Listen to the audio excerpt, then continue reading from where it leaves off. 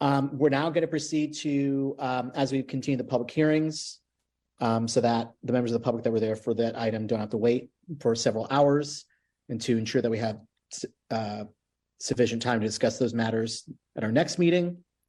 We'll now proceed to item 35, which is the Fair Workweek Ordinance, adding Berkeley Municipal Code Chapter 13.102. And this is a recommendation from the Commission on Labor. And I want, as I stated, I want to give Andy Katz, I believe is the designated commission representative, the opportunity to provide some opening comments. Before we go to Mr. Katz, we received a supplemental from Councilmember Wengraf. I think that was a SUP 3, right, Mr. Newmanville?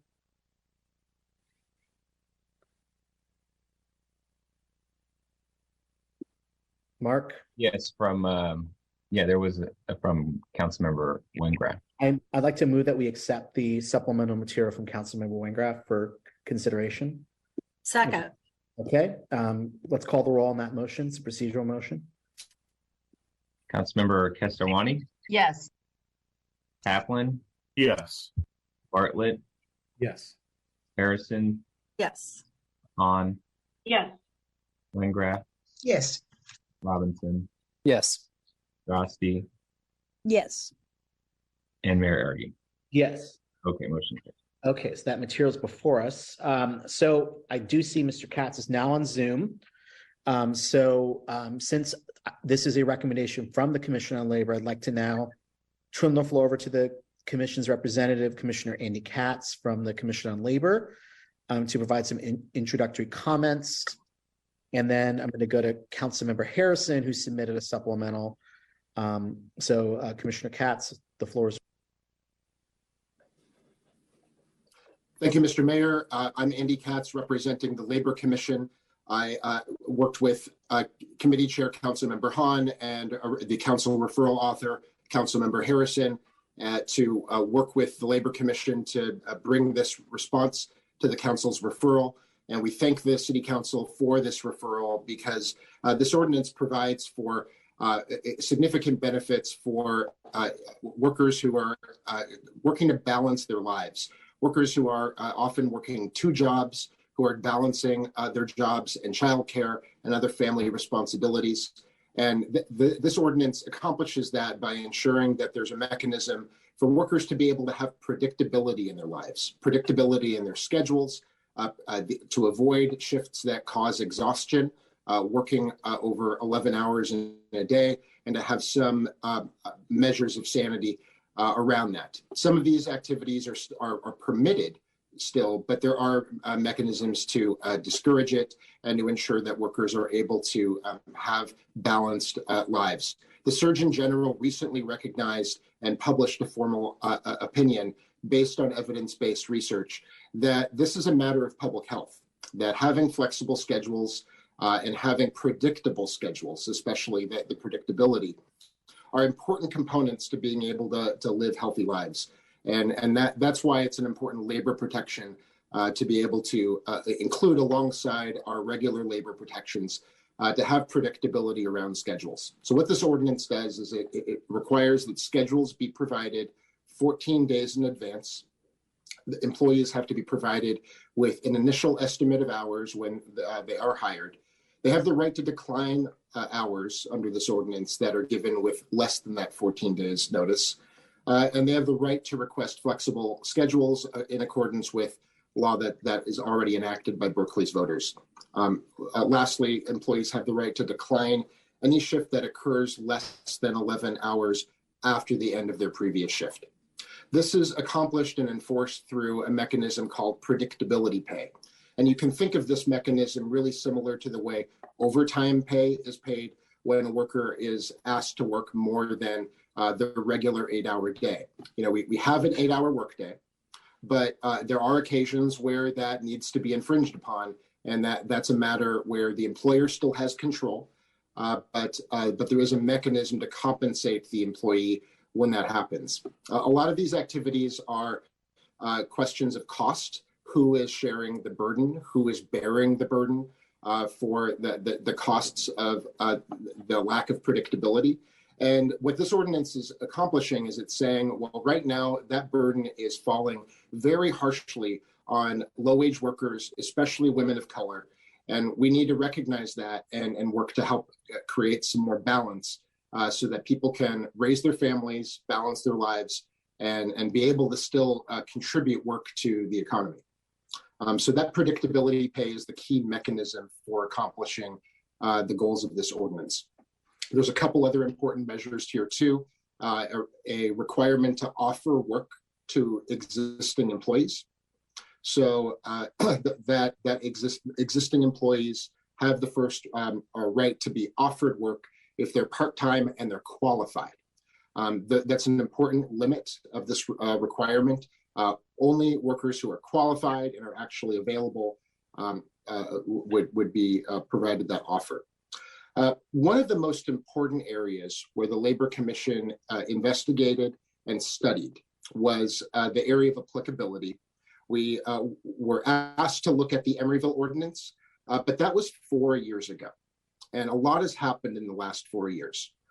We have had a pandemic emergency. We have seen recovery from that emergency. We integrated some of those lessons learned and made sure that the pandemic is reflected in the ordinance and in some of the exceptions. But we also saw a couple other jurisdictions take some steps forward. One of those was the city of Chicago, which carefully investigated various sectors and settled on 7 sectors that are the limits of what this ordinance applies to. This does not apply to the entire workforce, and the Labor Commission sought to be very specific in looking at these specific sectors, and that includes building services, which is primarily janitorial, security, healthcare, and there are some exceptions in the language that you have in front of you, hotel, manufacturing, retail, and warehouse services. These are the sectors where we see these challenges really affecting working people and working families. So that's why we look to apply it to those sectors and not to look broader at the rest of the economy. But we did want to look at what Chicago had accomplished, and they had done this this examination of, well, where does this make sense beyond the first 2 obvious sectors of fast food and formula retail. We wanted to make sure that we had some other applicability that took into account some of the unique circumstances that restaurants and small franchises incur. So the applicability for those sectors is generally for a wholly owned corporation, only employers that employ 56 employees total globally, but also they have to have 10 employees in Berkeley.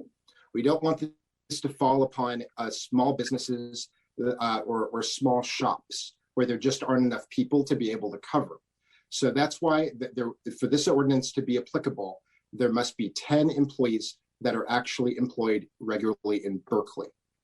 But for restaurants and for franchises, we increased that threshold from 56 and said 100. We want to be sure to limit the effect, to not affect our important small businesses like restaurants and locally owned franchises. So there's a higher threshold for those specific kinds of businesses. This also applies to the city of Berkeley as an employer. So we also have a specific higher threshold for nonprofits, similar to the restaurant and franchise sector. That threshold is 100 employees, but those employees have to be specifically engaged in the type of work of these sectors. So that summarizes what this ordinance is, why we embrace the City Council's referral and thoroughly recommend to the Council adoption of this ordinance. Thank you for taking the time to include the Labor Commission in this review. Thank you so much, Commissioner Katz. So maybe questions. I want to now turn the floor over to Vice Mayor Harrison, who actually, I think, initiated this legislation 4 years ago and has submitted a supplemental, which was in our supplemental packet with some additional revisions based on input from the commission and from our city attorney's office. So Vice Mayor Harrison. Thank you very much, Mr. Mayor, and thank you, Mr. Katz. Mr. Katz mentioned that the ordinance applies to companies that have organizations that have 10 employees in Berkeley. Prior to the supplemental, that wasn't universally true. We had some business types where there was no minimum number of employees, and I thought that was not really fair, that we should have this minimum of 10 for whatever business type it is. So I've added that for the other business types. That originally was true for restaurants and franchisees, but not for the other industries like manufacturing, hotel, and warehouse businesses. So I want to make sure we have this floor of 10. We can't have one person here and apply a law to a company that's got one person in Berkeley. We also clarified that the nonprofits are only those in these industries, in the industry of healthcare, hotel, manufacturing, et cetera. If there's a nonprofit in a totally different business, this doesn't apply to them. That was always the intent, but the language was unclear. So we are making it clear that these are the sectors of the economy we're looking at, whether you're a nonprofit or a for-profit company. Third, and I appreciate this from the city attorney's office, we clarified the definitions of domestic violence and sexual violence for purposes of not having to post someone's schedule. City attorney helpfully gave us the code sections that would apply there. We simplified the right to rest language. It was a little clunkily written. We simplified the enforcement by the city provisions. There had been more language about third-party enforcement or bringing cases, and we made that much simpler. And we also fixed formatting and numbering throughout. Also, in the referral that I sent forward, I added reference to, and I'm asking that we consider tonight, a referral that I made a long time ago for a community development project coordinator in HHCS to assist with this ordinance. The city manager's office has made it clear they need a staff person to do this work. We had submitted that last year, or even before that. It was not funded in the budget, but now that we may be moving ahead, we want to go ahead and fund that. Also, in talking with payroll, both in the auditor's office and in HR, we think it's prudent to put aside a little bit of money for any work of payroll clerks that might be needed to enroll people in benefits at the city level. I'm going to discuss in a minute why I think that's less of a big burden than we think, but still we've asked to put aside 0.5 FTE. And then talking to the mayor today, and this is not in my item, but I think it's a very good idea. We also need funding for outreach to businesses, and the mayor has suggested $50,000 for an outreach effort. That's similar to what they did in Emeryville, so that someone can help with talking to businesses about how this is going to work for them. So those are the changes. I want to make a few general comments, if I might. As was mentioned, I submitted this in 2018, and I wish it could have been adopted sooner, but I'm happy that we might be on the brink of joining our sister cities in Chicago, Philadelphia, San Jose, Emeryville, and Seattle. This legislation, the purpose of it is really simple: to provide some predictability and certainty to working schedules of Berkeley's low-wage, primarily service workers. I mean, try to imagine what it would be like to pay for a bus and arrange childcare only to get there and have your schedule canceled and you've earned no money and you've in fact spent money. Or imagine juggling 2 part-time jobs in today's economy without any certainty you'll be called on for one or the other. And try to imagine, and I think we got some letters about this, being a student working to pay tuition, and you never know when your job is going to want you to come or when they're going to cancel on you. And I have to say one reason this is really important to me is during the pandemic, all of us on this dais and many of us in our kinds of professions have the luxury of quarantining and working from home. But service workers, low-wage service workers who are disproportionately Black, Brown, and Indigenous, and women, and heads of families, were providing life-saving services on site. So we delayed the ordinance because of COVID out of respect for our business community, but these were also the very people that were there every single day for us. And I think the Fair Workweek strikes a fair balance in addressing these problems. Again, I want to emphasize this applies to low-wage workers. I think that's something that's been lost in the discussion. And I think one of the things that was identified by Emeryville about offering additional hours was that it decreased the number of days worked while increasing total hours per week and improved parent well-being. And I really can't think of a more important role for this body than to help with the health and welfare of our families. I also really support our businesses. You know, I represent the downtown, which has the heart of the business community in it. And I don't take for granted at all the hardship the businesses have faced during this pandemic. But I also don't take for granted the hardship the workers have faced. they've, for a long time, not just because of the pandemic, they've borne 100% of the burden of change schedules, et cetera. So in addition to just the general changes that we made, I just want to point out a few ways where this strikes a balance between businesses and employees. It excludes our smallest and most vulnerable businesses with fewer than 10 employees in Berkeley. It excludes nonprofits, restaurants, or franchisees with fewer than 100 employees globally, and other businesses with fewer than 56 globally. It makes it really clear, and I think this has really gotten lost in the shuffle, that employers have the discretion to determine if any additional hours are available at all. There's no requirement that management, either city or private, offer hours when they don't have the money to do it. This is when they want to offer extra work hours. And it also makes it clear that the hours have to be offered to people who are qualified within the classification, for example, in the city, and don't interfere with the employee's current schedule. So if you have somebody working at the swimming pool right now to teach teen swimming and they need a second instructor, that person is not going to be the person you're going to call on because they're already busy. And it also provides for a 1-year implementation period, which I think is really important. The concerns from city management are really valid in the sense that it seems like a huge new undertaking, and I'm really happy to support the idea of them having a staff person. But they've asked for more time to study the potential costs, and we had originally in October said we would delay till this meeting to allow them that time, and that hasn't quite happened yet. But I just want to say a few things. First of all, if there was somebody that was qualified and was available and was in the right classification, and you had extra hours of service, like the pools were open more and we spent more money on recreation, why shouldn't those employees be offered that benefit? So I think as a threshold question to me, that's important. Second, the amount and number of employees that this is likely even be affected is small. Mainly, the decision to add employees is a management decision about allocation of resources. Management has to first decide if additional hours are needed. Do we want more swim classes? Do we want to serve more meals at the senior center? Then they have to decide if existing low-wage employees are in the right classification, the ones that are there now, to do the work. Then whether they were available. In other words, if you're a crossing guard, of which we have 11, and you're already busy from 8 to 10 a.m., you're not going to be able to do another intersection from 8 to 10 a.m.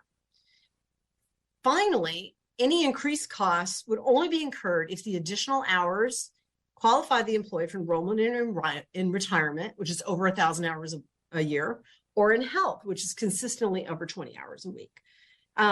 Originally, the staff and I started talking about this, and they provided a list of many employees that they thought would be eligible. It included council members. I would be delighted if somebody told me that I got to have security over my schedule or that somebody would pay me extra hours for working all this time, but we're not really on this list. It also included 160 seasonal workers and 140 youth enrollees. Most of our part-time employees are non-career employees, and they're not benefited under city ordinances, not just the MOU, but under the ordinance. Even if they did qualify, they would need to organize around making these positions into career benefited positions. There's another 58 of them that are at the library, which has already decided to give everybody benefits. Thank you, Tessa. And then there are these people that are on these defined schedules, the 11 crossing guards, the 40 swim class instructors, and the meal prep people for seniors. They can't work additional hours because they're only working the hours that are available. And then finally, some of the employees exceed the salary cap. They earn more than 2 times minimum wage. So taking all this into account and discussing this with the deputy city manager, it's an initial assessment there might be about 80 to 100 part-time employees that could be offered hours if there were extra hours to offer them. But again, we'd have to keep the pool open. We'd have to serve more meals. We'd have to do a lot of other things to make these extra hours available. And more than half of those 80 people are in recreation programs or only at given times. So with all of that, it's not even clear that costs would increase because we don't know if anybody would hit these benefit thresholds. And I'm going to be interested in hearing what the city management has to say about these costs. But the city manager does have a year to figure out the rules for both the city and the private sector. If she comes back and says there's some unknown financial liability, we'll have time to discuss it further. So I'm not comfortable waiting more time. We've waited 4 years. And that effectively would hold all workers across the entire city hostage while we waited to get this answer. So I really don't want to do that. I really appreciate the work of the Labor Commission, particularly Commissioners Andy Katz, Rafa Botello, and my Labor Commissioners Kit Saganor and Jane Scantleberry. They did a great job of listening. I also want to thank Councilmember Hahn and her staff, the hearings with workers and business leaders at the policy committee, and all of the people that came to testify. I'm looking forward to moving this forward tonight with an effective date of 1 year from tonight for most workers. These workers deserve a living wage, and they deserve more certainty in their hours, and they deserve the benefit of balancing their work obligations with their families and their classes. So those are my opening comments, and I'm happy to take questions, and I really appreciate your patience in listening to me. Thank you. Thank you very much. So before I introduce some amendments before public comment, for Brown Act purposes, I just want to make a few introductory comments. So I just want to put this into perspective. We have done a great deal over the past several years to support our small businesses. I launched the Berkeley Relief Fund. We raised millions of dollars to support our small businesses, to provide emergency assistance, to keep the lights on, to keep people employed. We passed an eviction moratorium, it's my legislation, to protect those businesses from eviction due to non-payment of rent. And that eviction moratorium still stands while the state's expired. We provided arts assistance. We provided additional economic assistance in our last budget, including money for additional rent relief for small businesses that can't pay their rent. We provided an outdoor commerce program and passed legislation, one of the first cities to allow those parklets to stay. We're going to continue everything we can to support our small businesses. But we also have to recognize that while our businesses have been strongly impacted by this pandemic, the economic hardship it's created, and we're extremely concerned and want to support them, the essential workers, the people that had to show up to staff those restaurants and those hospitals, to provide security services, many of whom had no choice because if they didn't, they would not be able to afford their housing or meals or other basic needs, who worked multiple jobs, they also need protection too. And this is personal for me. I have family members who are essential workers and who had to show up, including my mother, throughout this pandemic, and who did not have the protections of being in a union contract, and who showed up to work and was told that they could not work and had hours cut. And obviously that had an economic hardship on my family as well. So as much as I'm sympathetic, I'm a passionate advocate for our small businesses and for all businesses in Berkeley. I also understand the challenges that our essential workers face as well, because it's personal to me. And we need to provide greater rights for predictable scheduling so that people who work, who are helping also run these businesses, that if there's a sick family member or their kid is sick, or there's some other emergency, that they're able to adjust their schedules to address those needs and also stay employed.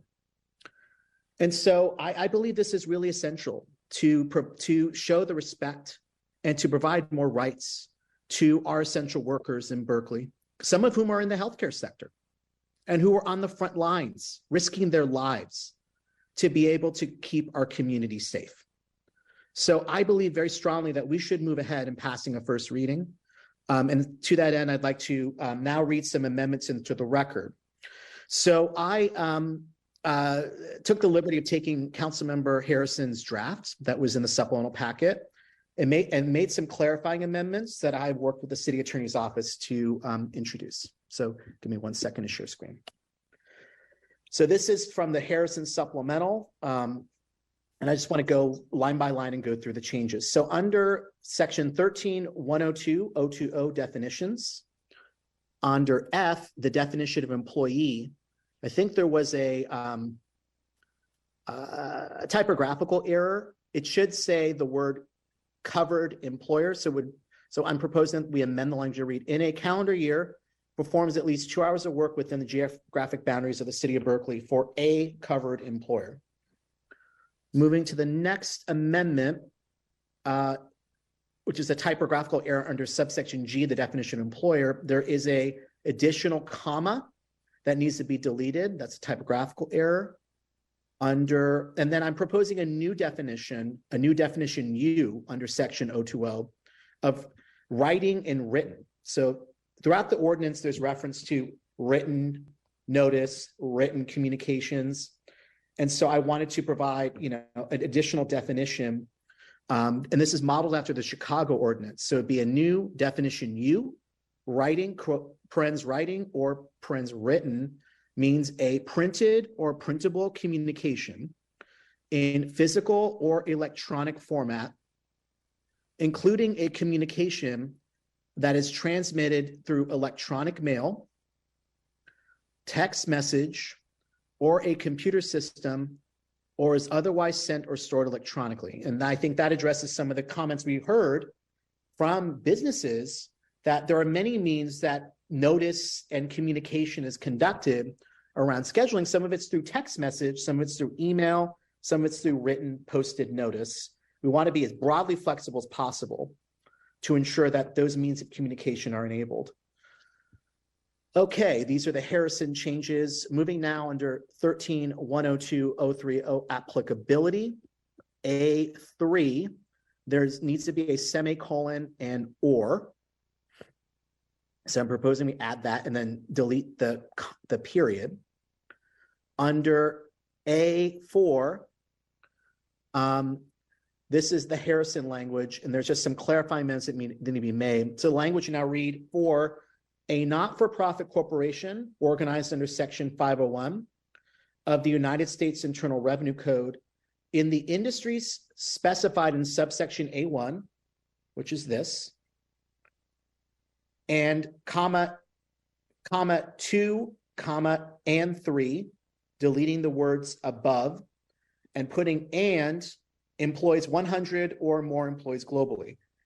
I'm proposing we add a new sentence which reads, this chapter shall not apply to not-for-profit parens federally qualified health centers, close parens, as defined in section 1905 I-2B of the Social Security Act, bracket 42 USC 1396D, close bracket, period. That's a site for the definition of federally qualified health centers. We only have one in the city of Berkeley, that is lifelong medical care. This would exempt them from the chapter. Moving now to the next amendment, which is under subsection D of section 030 applicability.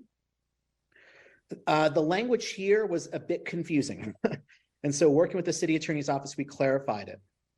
So the revised language will read as shown here.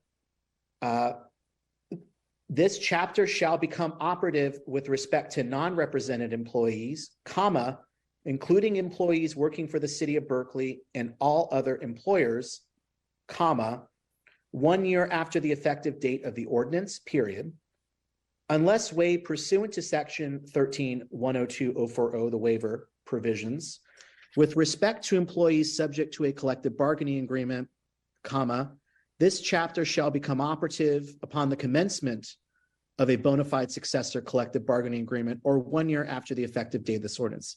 And there was other language in E and F, but it's frankly redundant, and this clarifies it to specify that for non-represented employees, including those in the city of Berkeley and other employers, 1 year after the effective date of the ordinance is when this law takes effect. For represented employees under a collective bargaining agreement, unless there's a waiver, the chapter would become effective upon commencement of a successor collective bargaining agreement or 1 year after the effective date of the ordinance, whichever is earlier. Moving now to section 13-102-040 waiver through collective bargaining to provide clarifying language, because this is something we heard concerns about from various business stakeholders. Clarifying that language to say, except for existing collective bargaining agreements in effect prior to the effective date of this ordinance, comma, as provided for in section 13.102-030D, the requirements of all or specific portions of this chapter may be waived in a bona fide collective bargaining agreement, comma, but only if the waiver is set forth explicitly in such agreement in clear and unambiguous terms. So that just clarifying that language around existing collective bargaining agreements aren't affected. You can pursue a waiver for prospectively for collective bargaining agreements. Okay, moving now to the next section. Okay, just a bunch of typographical changes in section 13.102.060 schedule changes. So under section C2, this is supposed to say with less than 24 hours notice to the employee. So it's fixing that. Moving now to section E, operational exceptions for this lowercasing covered employees. Under section 5, so modifying the language to say with regard to healthcare employers, comma, in 1, any declared national, state, or municipal disaster or other catastrophic event, comma, or any implementation of an employer's disaster plan, comma, or incident causing a hospital to activate its emergency operations plan, delete the comma as it's unnecessary, and that and delete will, is reasonably expected to substantially affect the or increase the need for healthcare services, semicolon. 2, any circumstance in which the patient care needs require specialized skills for the completion of a procedure, semicolon. Or 3, any unexpected substantial increase in the demand for healthcare, blah, blah, blah, beyond the healthcare employer's control. This is around healthcare employers and making that clarifying change. Moving now to 13.102.070, offer of work to existing employees. Moving in A, adding the language, and if the additional hours needed are not the same hours the part-time employee is scheduled to work. So this is about offering hours before you hire new employees. And so if they're already offering the same hours, then that doesn't count. Moving now to subsection B, adding the word qualified part-time employees, because the language in 13.102.070A refers to employees being qualified to do the additional work, just clarifying qualified part-time employees. Okay, moving now to C. C1, deleting these words, saying part-time employees shall have 24 hours to accept an offer of additional hours of work under this section, because this refers to offering the hours to not just one part-time employee, but all the part-time employees who are qualified to do the work before you can hire new people. So making that clarification. Under 2, just clarifying 24-hour. Okay, moving now to 13.102.100, notice and posting. Just really cleaning up subsection B, moving this sentence up to so it would say each covered employer shall give written notification to each current employee and to each new employee at the time of their rights under this chapter, period. Every covered employee should also provide each employee at the time of hire with covered employee's name, address, and telephone number in writing, period. The written notification shall be in English, et cetera, et cetera. And those are all my proposed amendments. So for purposes of discussion, I'd like to move adoption of item 35 with these amendments, as well as part 2 of the Harrison recommendation to refer to the AAO1 budget process, $104,863 in general funds, to hire a community development project coordinator in HACS to assist with the enforcement of the ordinance, $69,000 for a half-time payroll clerk for enrollment in benefits programs, and $50,000 for outreach to businesses and technical assistance regarding the implementation of the ordinance. That is my motion. Is there a second? Second. Thank you. Okay, Councilmember Weingart. Okay, thank you very much for all the explanation. I have to say it's kind of technical and I'm not sure I understand the substantive changes. I understand the commas and the periods and that kind of stuff, but I would like an explanation of what the substantive changes in your amendments are, Mayor, and when I finish my questions. Um, at at the meeting on October 11th, when we had this discussion, I specifically asked for an analysis of the fiscal impacts on the city of Berkeley of implementing this ordinance. And I don't see a staff report, so I don't have that information. Does Councilmember Harrison have information, perhaps, or Councilmember Hahn, during your discussions at the policy committee? Do you have any information on what the impacts on our city will be in terms of our part-time employees and what that means fiscally to us? I'm asking a question. Yeah, may I, Mr. Mayor? Yes. When you look, what we're really specifically looking at are permanent part-time employees. Okay, not somebody who's just there, you know, for the summer, like a youth worker. Does it apply to the people who work during the summer? This is why it doesn't, because there's a separate ordinance that says that those employees are non-benefited, non-career employees. Now, in some negotiation, could the union say we want to waive that whole thing? They might make that request, but management will equally have the ability to say no to that. So there's pre-existing language about those folks. So when I look at the number of permanent part-time people, I get to about 80. Of those, about 60 are in recreation programs. What hasn't happened yet is the staff hasn't analyzed how many of them are at, you know, X pool during what hours, but that's sort of our universe is this 80 people. And I don't have an analysis of that specifically of the cost, but when they first presented the list of 751 people, which included council members and all these youth workers and all of that, they said the cost would be about $6 million a year. And we all said, oh my God, that's terrible. So if we're looking at a 10th of that, it would be $600,000. But that assumes that every one of those people goes to full time. The assumption baked in there is that everybody right now, the average number of hours for these employees is about 680 on average, and that they would all go to full time. We'd have to have 3 times the amount of service. We'd have to have the hours available for them. And I don't think that's a reasonable assumption. So this is what is still being discussed. Are you calculating in pension benefits into that calculation? Yes, there's a calculator that was developed by the auditor's office. And when you put these numbers in, you get this answer. But again, it's dependent on how many of them would actually be offered additional hours, are available, and are qualified. So that's kind of the boundary. Okay,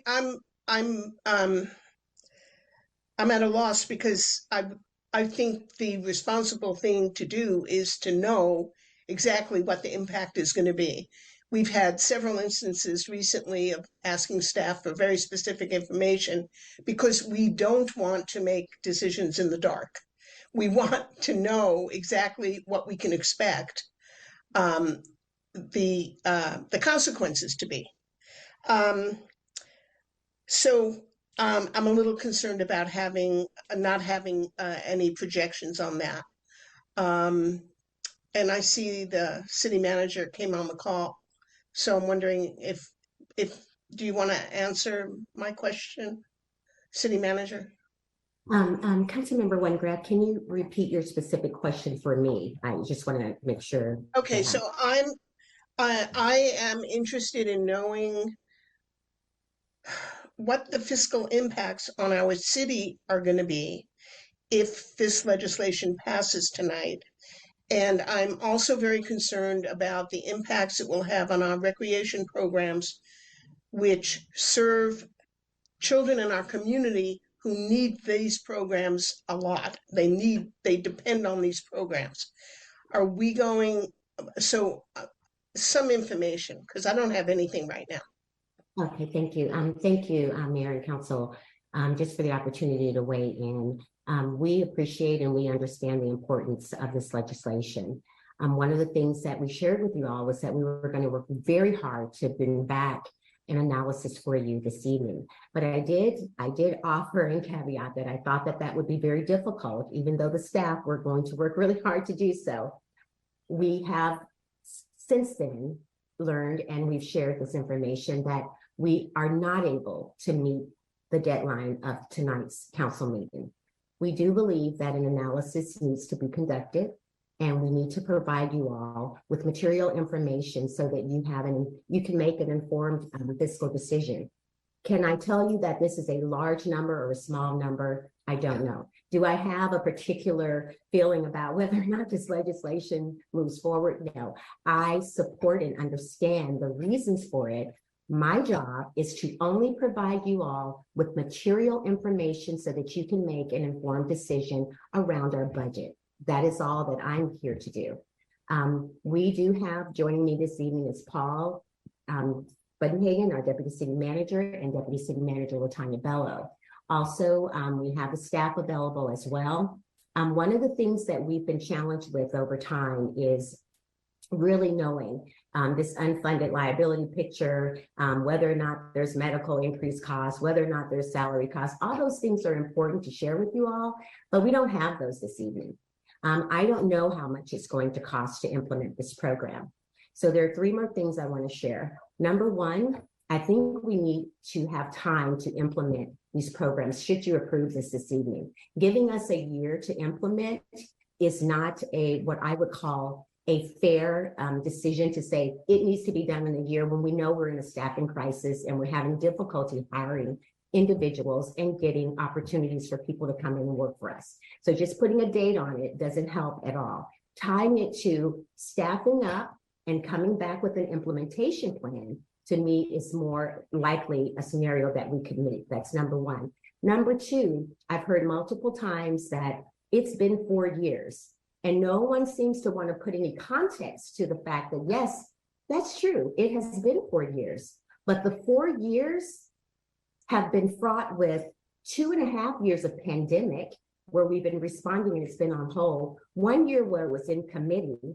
And then this year, we've been faced with over 239 referrals, 52 short-term referrals. Of those, we've implemented 120 of them. So without priorities and focus, we have to go through and implement what we can.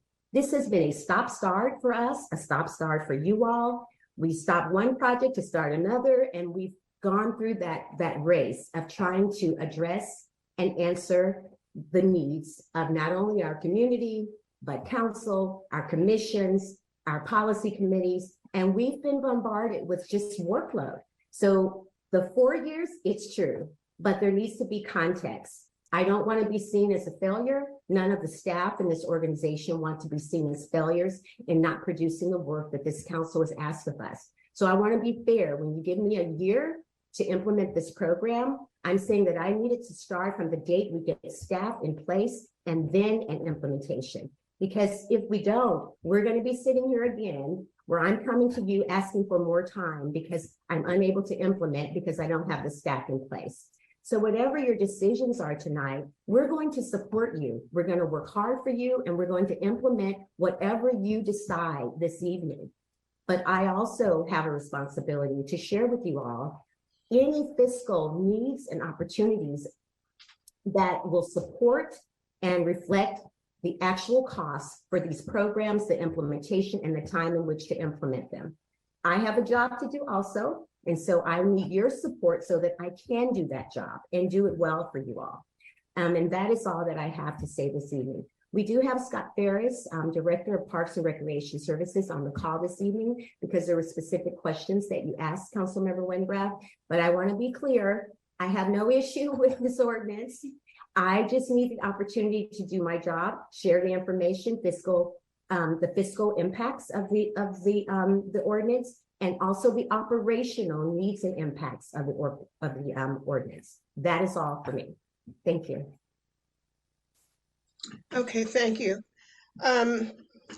Well, I'm also, I think, we also discussed what the impact was going to be on our business community, and I was hoping to get some information from economic development on, you know, what are we talking about? How many businesses will be impacted? And do we have any idea what that impact will be? Commissioner Katz referenced the fact that they tried to narrow it down so that it would impact the fewest number of businesses, but I don't have a clue what that means. How many businesses will be impacted? So, you know, I'm a little concerned about moving forward without having that information. I feel like we're under pressure to move forward, but we are not doing it in a thoughtful and informed and transparent way without that information. Okay, moving forward, I'm curious to know, you said that in your amendments, Councilmember Harrison, that nonprofits with fewer than 100 employees are exempt, but that would mean that nonprofits with more than 100 employees are not exempt. How will that affect the Berkeley Repertory Theater?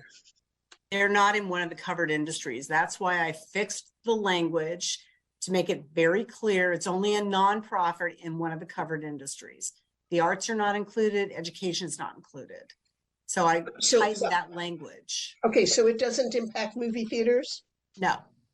Okay. Or affordable housing. Okay, so one thing I wanted to point out that the definitions section of the BMC code has been changed, and the number that's referenced in your item in the ordinance 23F.04.10 is no longer that number. That's been fixed in the supplemental, I believe. I'm sorry? I have your, okay, sorry, go ahead. I think I have your supplemental. It says for supplemental packet 2, and it still references that BMC code. So I believe that the BMC code should be 23.502.020. Sorry, which paragraph are you in? It's in P, Q, S, all the definitions. Okay. You might It's referring to check on that. the section of the code that defines definitions. Yeah. A food So I'd like to establishment. make a friendly amendment to my motion that we will have the city attorney make a technical change to reflect the proper code site for the definition section of the new ZORP. Thank you. Thank you. So I have another question, which is building services is an impacted sector. If the building services service a nonprofit that's exempt, is the building services still subject to the ordinance? No, because the primary business purpose is not building It's services. affordable housing, for example, not building services. So if Berkeley No, Rep but had one Building janitor, services is janitorial and security. right, but the business has to be primarily in the business of that. It can't be that Berkeley Rep has a janitor and therefore they're covered. Okay, is that clearly expressed in the language of the ordinance? Because I didn't see anything that made that clear. It says primarily engaged in these industries, and a nonprofit corporation organized under this section in the industry specified above, which is why I made that change to make it really clear you have to be primarily engaged in that industry. Okay. That's why I sent in my amendment. I thought that was a little vague too. So that's been fixed. Okay. Retail includes marijuana dispensaries? Mm-hmm. Okay. I'm not sure that is spelled out in the Berkeley Municipal Code, but I think it should be. And warehouse services also, that also includes marijuana growing? I would assume so. I'd have to ask Mr. Katz. Okay. My understanding is why I would defer to planning staff who were closely involved with classifying that specific industry, but I would understand it to be either manufacturing or warehouse services, depending on how they're registering for their business license tax. So they are impacted one way or the other. That's my understanding. Yes, if they meet the employee threshold, If they don't employ 56 or more employees, then they would not be covered. Mhm. Okay. If you look at the chart that I submitted in sub 3, you'll see that the city of Berkeley is the only jurisdiction that proposes to include municipal employees. Mhm. So can you tell me why we're including municipal employees in our ordinance? Mr. Mayor, did you want me to address that, or? Yeah, We have low wage workers, and just like everybody else, and we also have part-time workers like other people. And I feel strongly that to impose a requirement on the private sector, we don't impose on ourselves, is unfair. So the city of Chicago has an exemption if people make above a certain amount. Mhm. And We have that as well. I don't see an exemption for that in our ordinance. Yes, it's 2 times the minimum wage. If you look on at F under 102.020 F Yeah. is not paid a monthly salary equivalent to at least 40 hours per week at a rate of twice the pay minimum wage required by the Berkeley Municipal Code. That's another reason why some of the positions in the city fell off the list. Like HHCS is very helpful sharing with me some of their positions. They made more than twice the minimum wage. Wait, can you? The Chicago provision it's under the definition of employees on subsection F3. Councilmember Wengraf, the Chicago provision you referred to is roughly double Chicago's minimum wage. Okay, so double the minimum wage? Mhm. Is that what you just said, Andy? That's correct, yes. Okay. I'm still not finding that section, I'm sorry. It's I'm sorry, Councilmember, it's 020 F3. It's on the second page. Oh. 020 F. Okay. Is not exempt from payment of an overtime rate of compensation pursuant to Labor Code 510. Is not paid a monthly salary equivalent to at least 40 hours per week at a rate of pay of twice the minimum wage required. Essentially 36 an hour right now, more or less. So you're saying they would not be exempt unless they paid 72 an hour? No. It's 18. Our minimum wage is about 18 right now. I don't know the exact number. I'm sorry.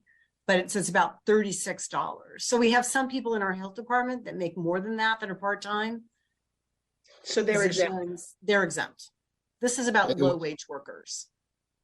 And what 3I does is it exempts professional, managerial, technical, or artist employees. So those are the types of employees that are not subject to overtime laws. So we found that they should not be subject to this ordinance because they're not earning overtime. They're not really the types of lower wage workers that are protected with this sort of protection. And does this apply to council aides as well? No, they are professionals under FLSA. Well, I think the mayor's saying no. Yeah.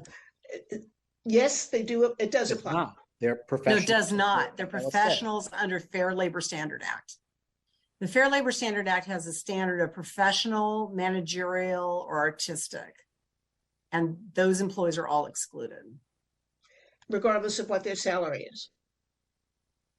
It has to do with the independence of your work. Okay. I wonder if I could ask Mr. Ferris some questions.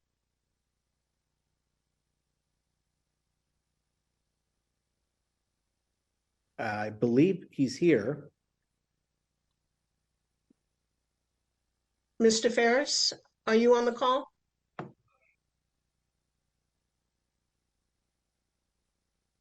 I'm sorry. That's- I missed that. Sorry. I didn't ask the question yet. I just wanted to ask you. Okay. So my understanding is that this ordinance will probably impact your department more than any other department in the city. And I wondered if you could give me an idea of what those impacts might be.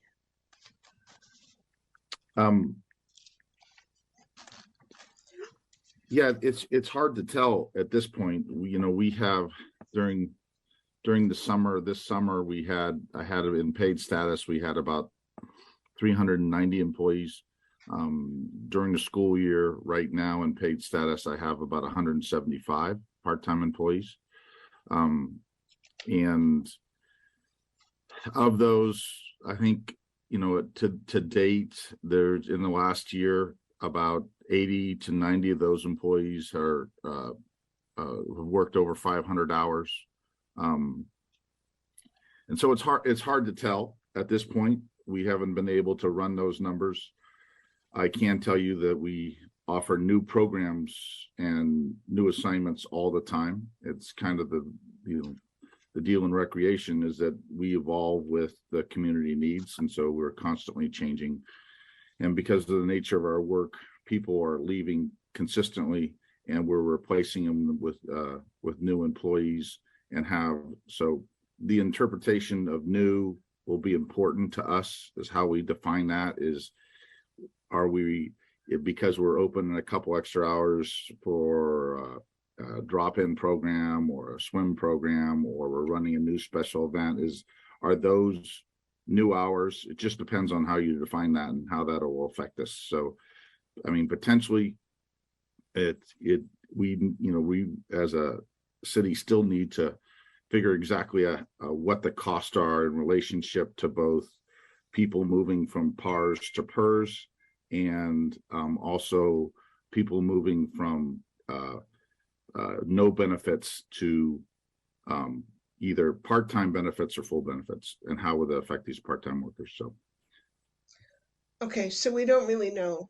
We can't really say we have a clear idea of what the impacts are going to be. I think My Dee said that concern earlier, is that is that we're in the middle of taking a look at that, but we aren't there yet. So yeah, my concern is getting to a point where we might lose those programs. I know what wonderful programs we have and we offer the community in our recreation department, and it would be a tremendous hit to the underserved community if we lost those programs. So I'm concerned. Let me just put it that way. And those are my comments for now. Thank you.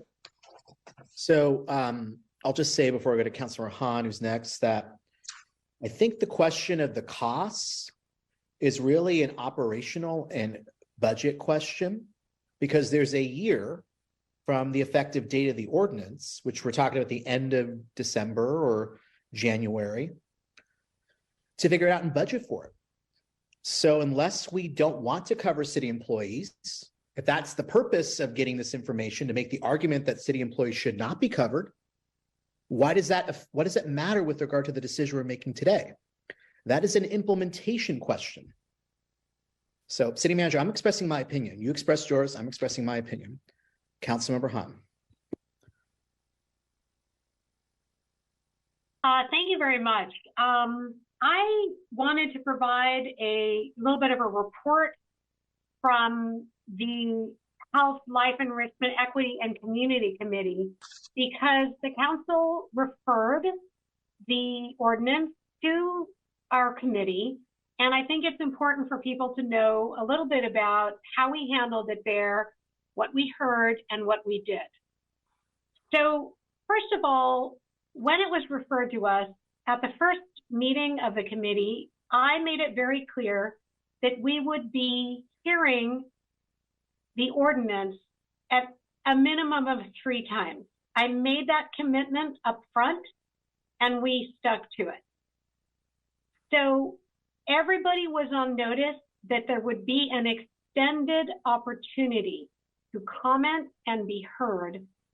And there also was built-in time for our committee to take the comments that we heard and work them into the ordinance itself, and or explain why something was already there, or that there was a misunderstanding, or some way respond to the comments. So I really want people to understand that in addition to the numerous hearings at the Labor Commission, that the committee took its charge very seriously and spent a lot of time with a lot of clarity. So in addition to the public noticing, I, as chair, made a specific effort to reach out to all the major identified stakeholders to ensure that they had as much notice as possible of upcoming meetings, because sometimes the agendas only get published a couple days before the meeting.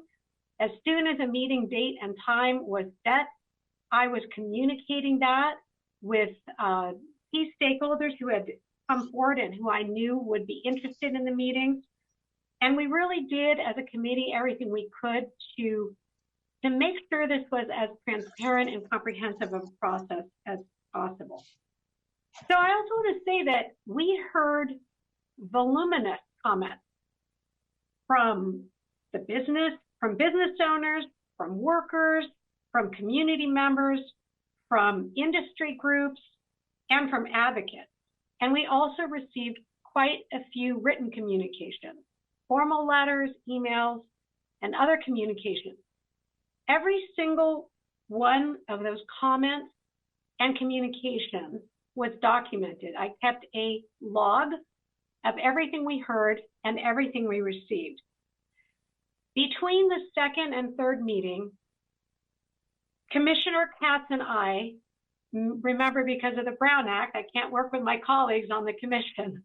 So on the committee, Commissioner Katz and I sat down and we spent hours going through both his and my notes and highlighting things that we had received in writing. And we put together an 8-page chart where we documented every single comment and concern we received on every issue. And we had a specific response, either showing that something was already handled in the ordinance, or explaining reasoning for why we didn't think it was appropriate for it to be there, or offered an amendment. And I'm doing this because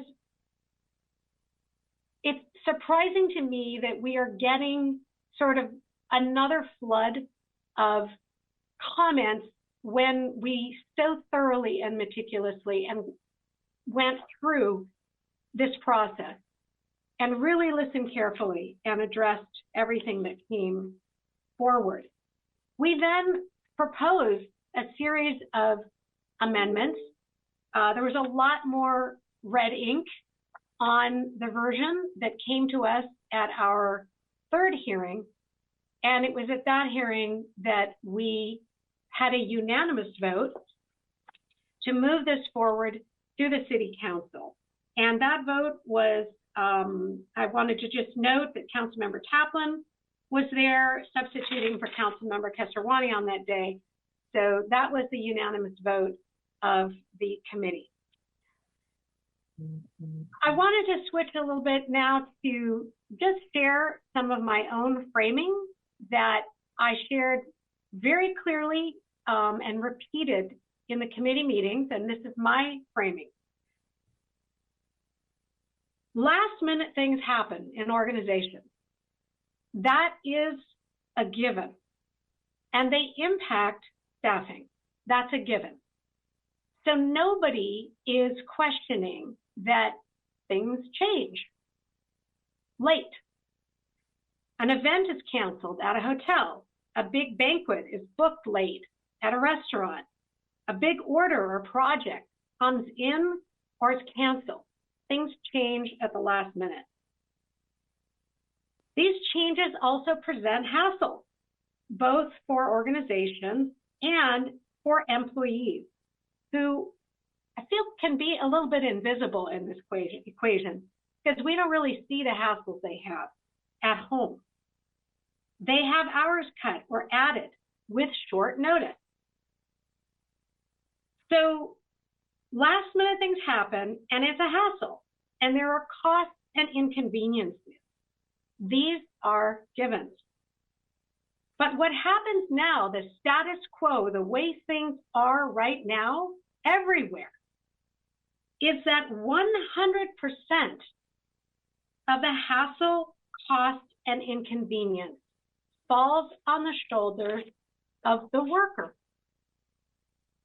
They are the ones who lose desperately needed income and struggle to pay their rent or buy food.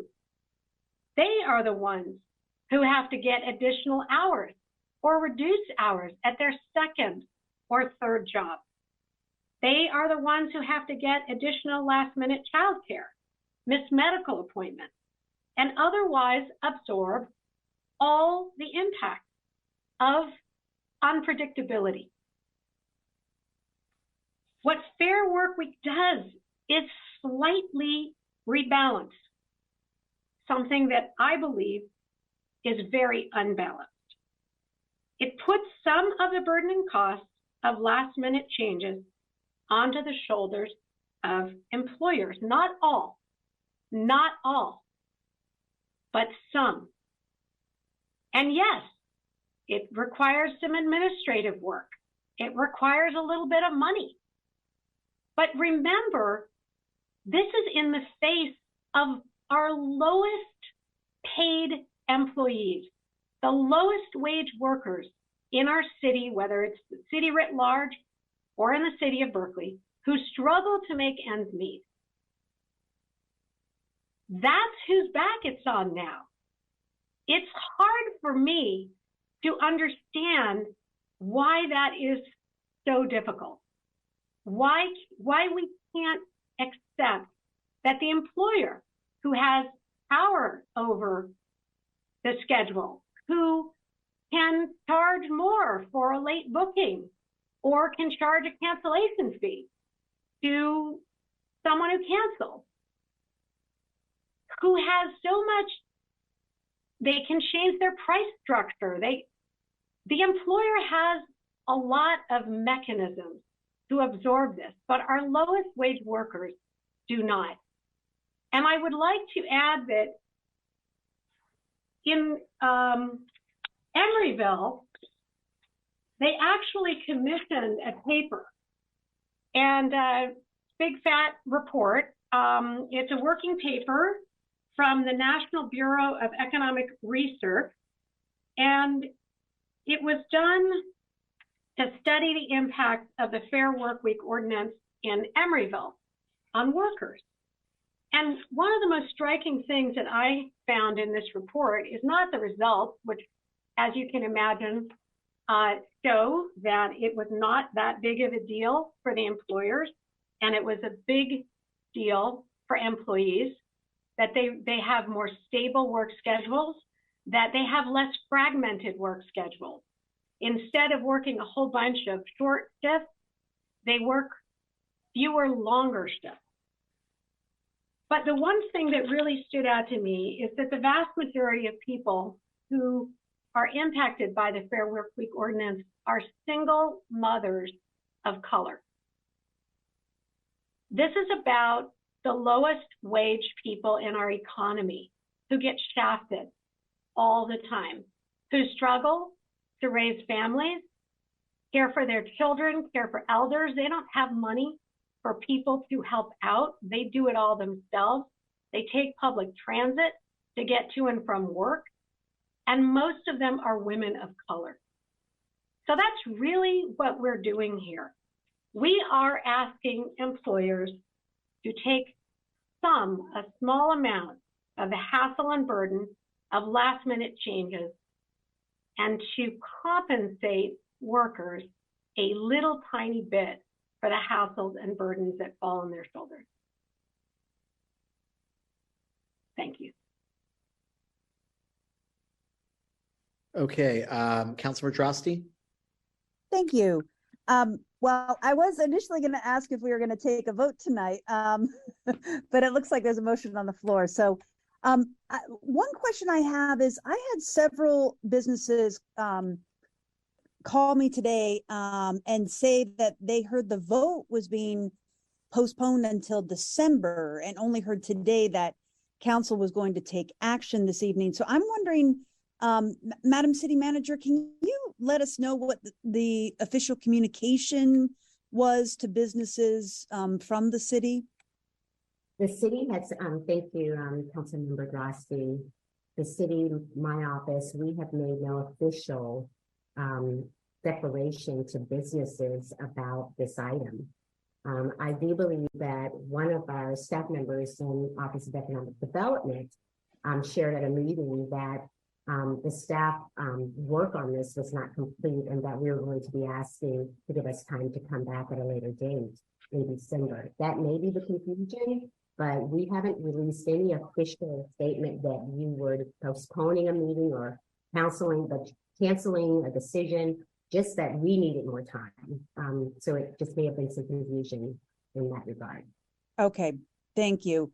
And then just to talk briefly about what I've heard is, I've heard from some businesses and nonprofits over the past, whenever this was passed, over the past few weeks, saying that they only heard about it after the committee passed the item. And in fact, that correspondence was sent and not acknowledged or returned. And that the third policy committee meeting was only noticed 2 days in advance. So, there have been some balls dropped in terms of outreach to business community. I acknowledge, I'm so happy we have policy committees just to begin with, because at one point, we didn't have policy committees, but I just do want to acknowledge that.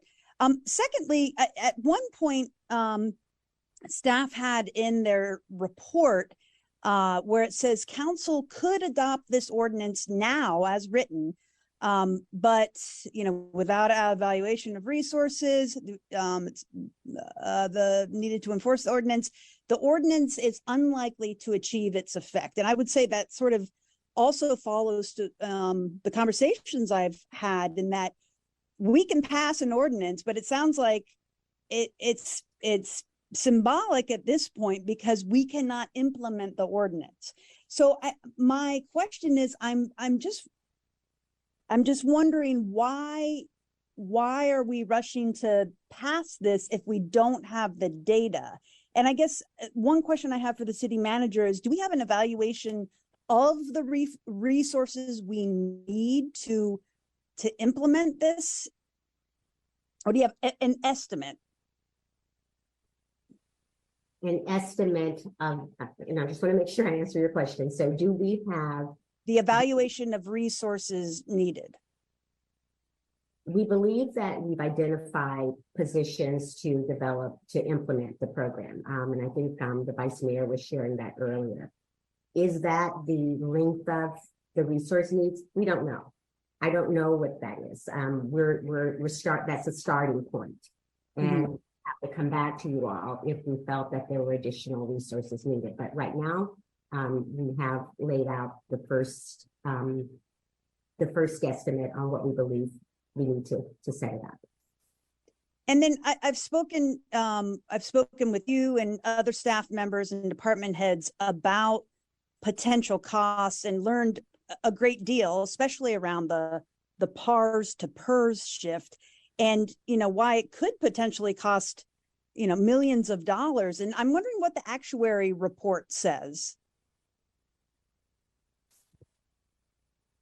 Do we have an actuary report?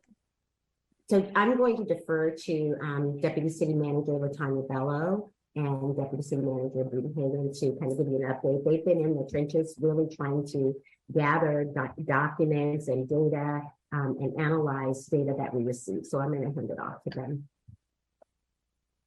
Thank you so much, Madam City Manager. Good evening, Mayor and Vice Mayor and Council members. Latanya Bello, Deputy City Manager.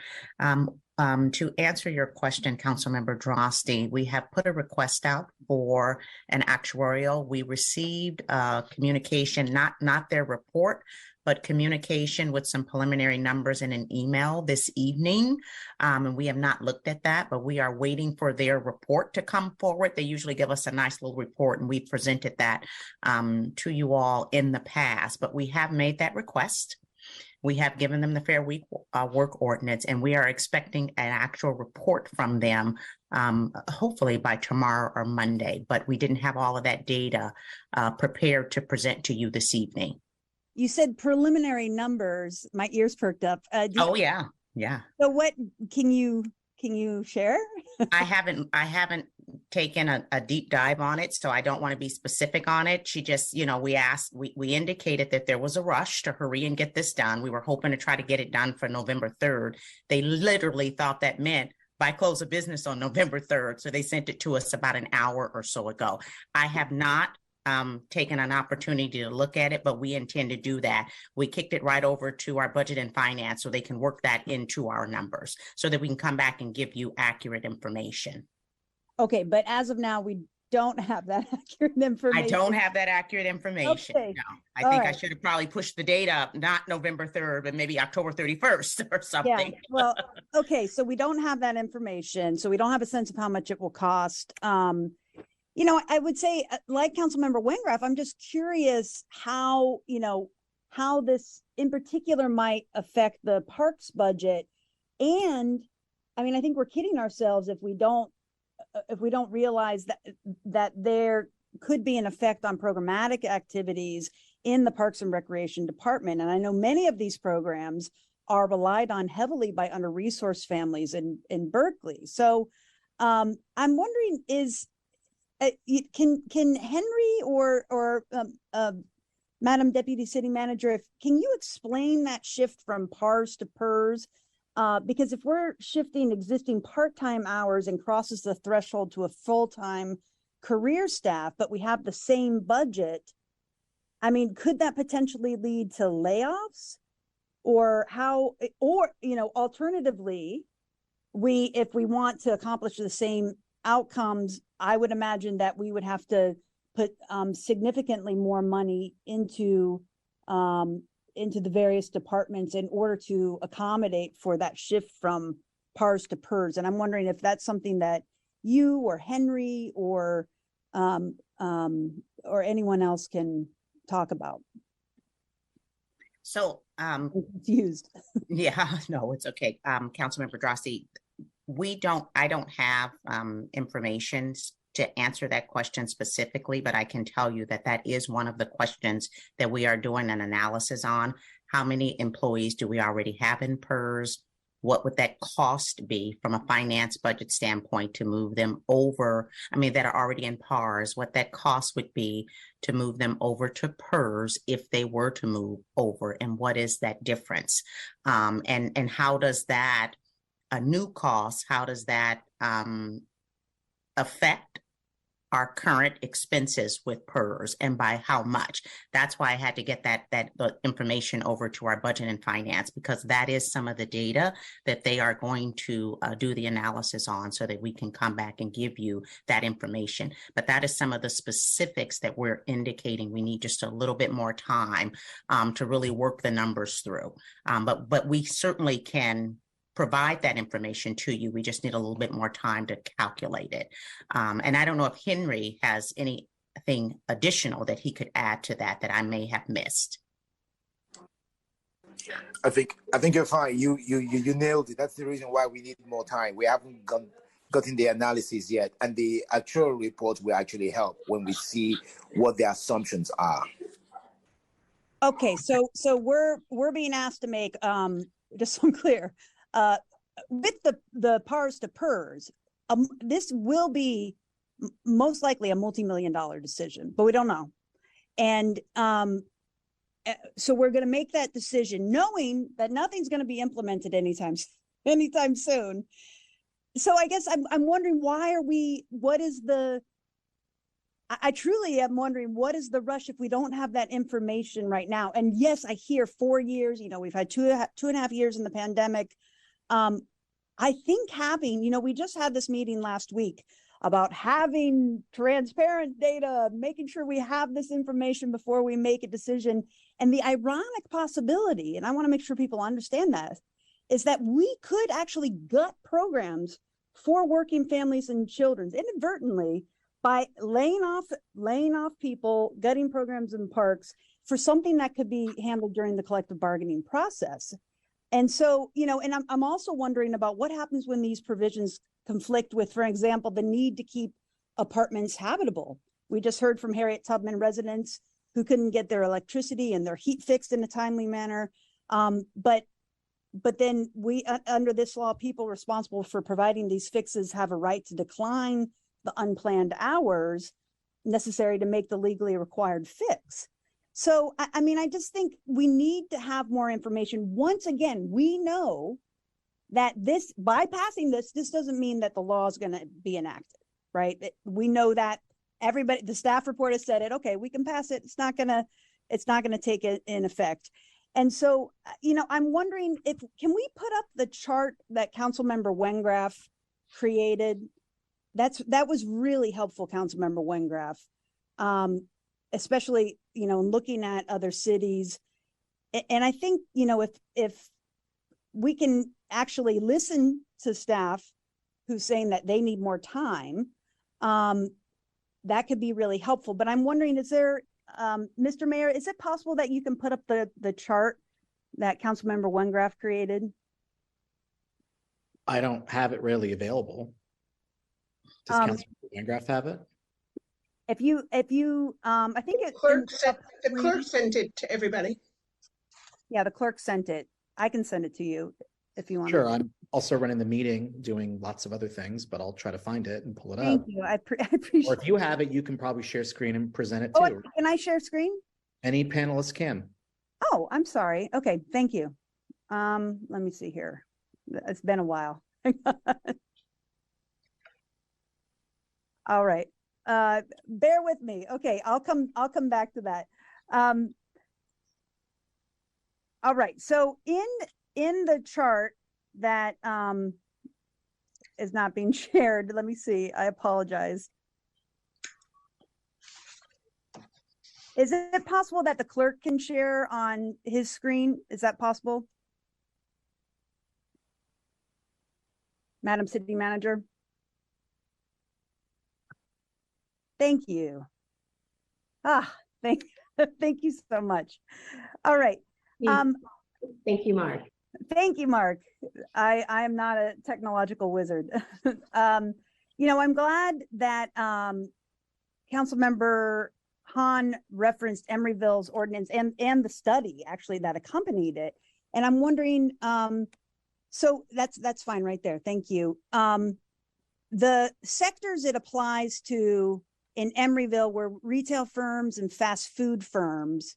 And then I think Berkeley has 7 more categories and a different number thresholds there. So, and then another thing that I wanted to point out is in Chicago, that is the only other city that, as far as I'm aware, applies it to healthcare. And so I'm wondering, because Chicago has not enacted their healthcare provisions, I'm wondering if staff or the policy committee had a chance to talk to hospitals about potential impacts to flexibility around staffing, staffing within a hospital and impacts on health outcomes. And if you heard from hospitals as well as healthcare workers. Is that a question to staff or to the? I guess staff or the policy committee. I don't know if that's Councilmember Hahn or Councilmember Bartlett or Councilmember Kesarwani. Mayor, am I authorized to speak? Yeah, as the chair of the committee, that would be helpful. Thank you. Okay, so I'm gonna look through all the letters that we received. I've got them here. I believe that the only letters we received from healthcare were from Lifelong. Mm-hmm. I think that their concerns are now fully met, although I don't want to speak for them. From the Hospital Council of Northern California, and that was from Rebecca Rosen, and from Bayer, and my understanding was from my numerous conversations with Bayer, is that they really only had one concern, and that concern has also been fully addressed. So I will double check, but I think the only other letter we received was from the Hospital Council. Okay, thank you. So I guess my question is, in my conversations with some hospitals, is that they feel that the ordinance does not give enough flexibility for dire healthcare situations beyond a pandemic. So for instance, you have a respiratory illness right now that's going around, and hospitals making a staffing decision based on those circumstances. So for instance, an outbreak of RSV right now, or flu like we're experiencing, which could drive more parents and children and patients to the hospital. It's unclear to me whether that would count as a substantial increase as a result of circumstances beyond an employer's control. So what was the conversation around substantial increase? Would that's unclear to me, as whether something beyond a pandemic, bad flu season, this respiratory virus that's going around, especially for children right now, it's unclear to not only to me, but I think people making these decisions. So were you able to get any clarity on that? Is that also a question for me? I actually don't know, Councilmember Hahn. Maybe it's Councilmember Harrison. Okay, I wasn't sure. Yeah, I don't know. I'm just wondering if it. Yeah, I can provide a partial answer to that, which is that legislation like this always has implementing regulations. And there's a place in here actually where it's very explicit, right? There's terms that need to be interpreted, and it's through the regs usually that you would have the full clarification of something like that. In fact, there were some clarifications of specific terms in the version that came to us at the committee, but there were these like long paragraphs in the ordinance explaining how a term is interpreted, by the feds or whatever. And it just didn't seem appropriate to overburden the actual ordinance with all of that. And so just like with many other ordinances that we enact, that kind of thing will be further clarified in the regs. And I have to say that we did consider, and there is an additional change that was brought forward today by the mayor, and I know that they may not all be remembered. I'm looking for that version. It's the federally qualified. This the one that could help nonprofit healthcare, right? Federally, is that what you're referring to? No, I'm sorry. I have too many papers on my desk, and I got to find the rate. Well, that's okay. I appreciate it. You answered my question. So that's the question I have around substantial increase, and the people who are going to be, again, having to apply this were a bit confused. So I've taken enough time in terms of my questions. If we can, I mean, if for some reason, I don't know if they're still working on that data in finance right now. If for some reason we can get some numbers tonight, that would be really helpful. I would love to be able to see that. I'm not sure if that's possible, but I'll talk offline with our city manager about that. All right, that's all I have for now. Thank you. Okay, Councilor Robinson. Hey, sorry, had to swipe through several screens of tables in ordinance language. I'll chime in now. Thank you. Yeah, I feel very glad that I can share with you all that the closest I ever came to a clopening shift was one time I was called to fill someone else's opening shift at Pete's at 4:45 on a Wednesday. That was the night after a council meeting where we had adjourned after midnight. And I learned that morning that with enough caffeine, anything is possible. But obviously, we should hold ourselves to a much higher standard than that. Our workers deserve predictability in their hours and to be compensated appropriately when new duties are imposed on them or when circumstances require last-minute adjustments. I really appreciated the other week, the chamber hosted what I thought was a really excellent and really helpful listening session. I want to express my gratitude to everyone that participated in that helped convene it. And I hope some of the recent amendments are helpful in responding to a number of the recurring issues and themes that have come up. Principally, the differences in employee thresholds between different sectors have been addressed to make the ordinance and applicability more consistent, making explicit that electronic communication suffices for written notice, as so much of scheduling is done electronically now, exempting those nonprofit healthcare service providers who are funded at a flat rate from the state with limited, really inflexible ability to adjust for increased costs, and establishing a maximum penalty for persons aggrieved, and the string of amendments that the mayor walked through. I really want to thank Councilmember Wengraff for the table you submitted. I think it was incredibly useful to contextualize the language that we're looking at with the precedents of other jurisdictions. I don't know if this was your objective in introducing, but I think it actually helped illustrate how precedented so many of the different elements of the proposal that we're looking at are, which is helpful context. My hope really is that this can be an iterative process to a certain extent. I fully expect that we will learn things from the early implementation of the policy that point to ways we can improve the ordinance in the future. And the time between now and the ordinance actually taking effect will be especially important to ensure its success. It will be on council to make the budgetary commitments to ensure that this proposal works and to ensure that there aren't adverse impacts to our programs. That's on us, and I look really forward to that. If the pandemic has taught us nothing else, I hope it's that we need to do more as a society and a city to protect our essential workers. I really think this is a big step forward for workers across the city. I'm really grateful to those who have done the heavy lifting of assembling it for us here today. I look forward to hearing more from my colleagues. Thank you. Councilmember Bartlett.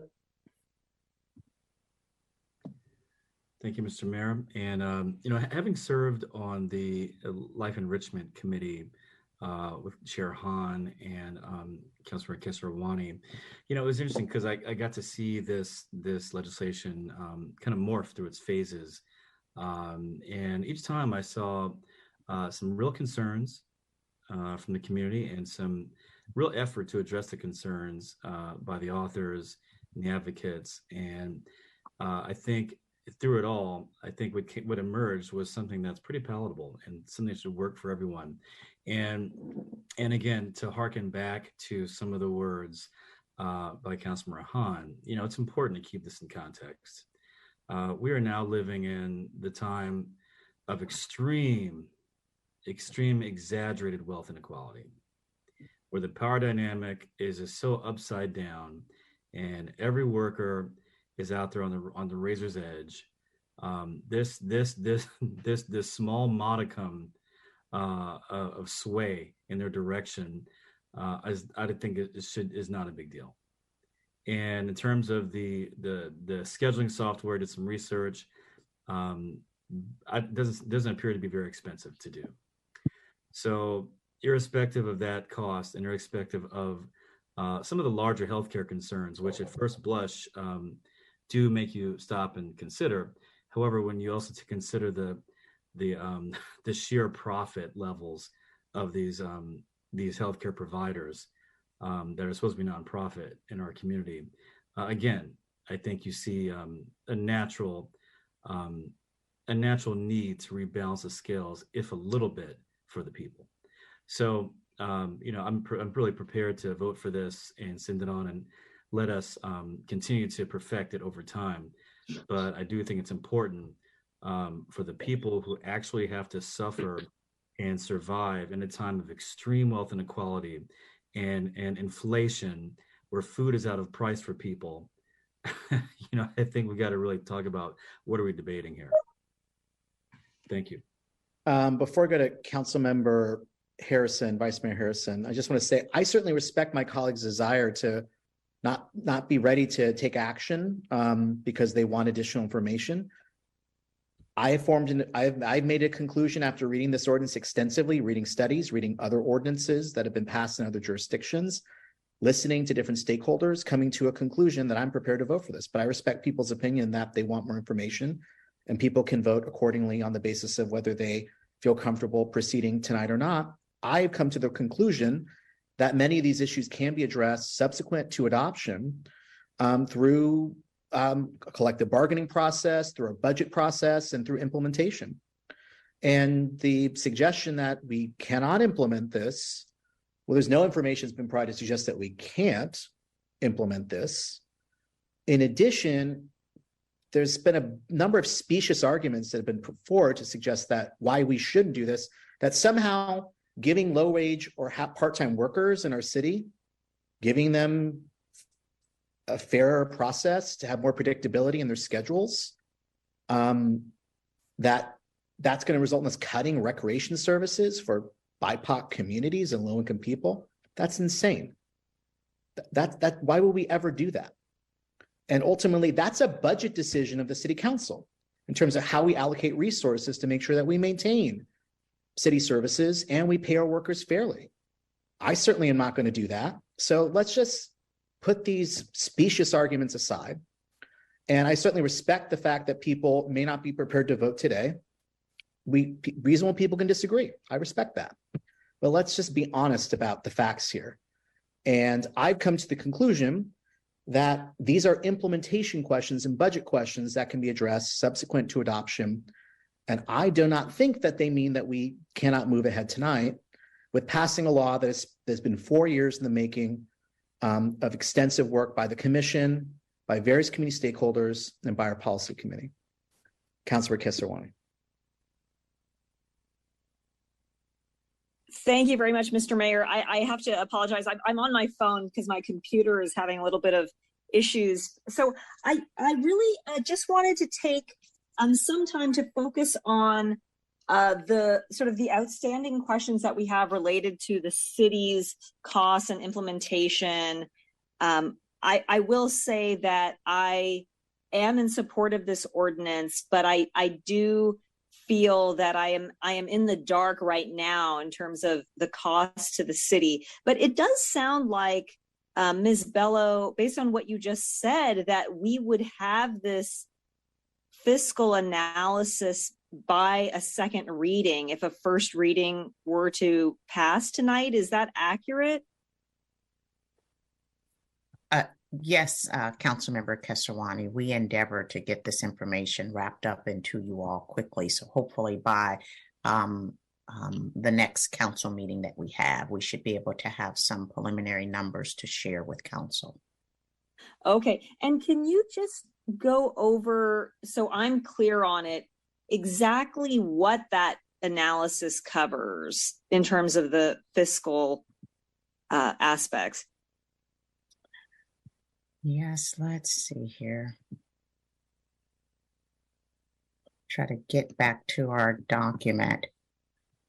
So we have been taking a look at, first and foremost, our part-time pool, which is what Vice Mayor Harrison mentioned, a document that we had printed and shared with her of kind of all of our part-time employees in the city. So we did a query on those, their classifications, and trying to identify kind of which positions out of all of those would be eligible as this ordinance is written, right? And so we're working now with the departments to remove some of those classifications that would likely not be covered under the ordinance so that we could get a very narrower number.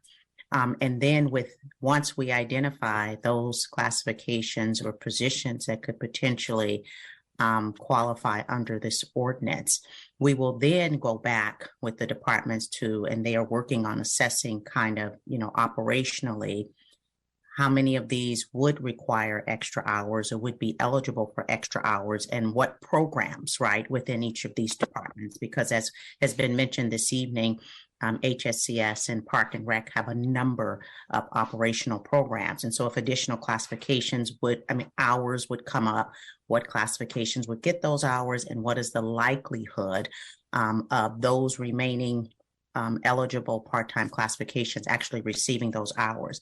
From that, we can make a better determination around the hours and then be able to calculate the number of employees that are currently working and the number of employees that could potentially be offered and take additional hours. So then we would include those projections. Right now, we can better project an estimated cost and be more succinct. Then we'll have different personnel codes, and we would bring all of that back to you all. In addition to that, we would make certain that we have done also a medical health benefit cost, right? To let you know how many of those would become eligible for health benefits, what that cost would be. And then thirdly, we would be taking a look at if removing individuals from the PARS current retirement system that they're eligible for, and we're now moving them to PERS, what that delta is, what's that difference in cost? And then, from a financial standpoint, this is where Henry and Sharon would be able to better say, how does that, one, impact our budget? And then two, how does that impact our current unfunded liability and our OPEB liability? So that's kind of a little bit of the methodology, kind of hodgepodge. Right. That's just some of the things that we've been working on. Yes. Okay. That is very helpful, because I think the area that I'm worried about when you describe this is obviously going from somebody who is part-time and non-benefited to becoming benefited and then going on to PERS. That seems to be the big cost differential in my mind. Of course, I know we can't get ahead of the actual analysis. I'm not actually as concerned about the hours, right? Because those hours are we're going to provide the service, we're going to pay out the hours, whether it's to the part-time person or the full-time person. But when somebody shifts from part-time to full-time, there are obviously these significant benefit and pension costs that we should be aware of, or at least have this estimate of, which I think will be very important for us. Okay, so that's the first piece, the fiscal analysis, which I very much appreciate is being prepared. And one component of it is the actuarial analysis that sounds like you just received an hour ago. So then the other piece, I think, actually, Councilmember Harrison, or Vice Mayor Harrison, I think you talk about it in your supplemental, which is staffing for this and the budget for staffing. But is there any more that we need to think through in terms of the budget for staffing, or are those positions that Vice Mayor Harrison has outlined, do we understand that to be sufficient? Maybe that question is actually for the city manager. As I stated, I think this is a good start, but if we need to come back to council to ask for additional resources, we would have to do so at that time. We don't know what we don't know right now. So okay, and I know that I'm sorry, go ahead. Never the program such as this, so we don't know the needs of the lifting up of this type of a program. So we have to wait and see.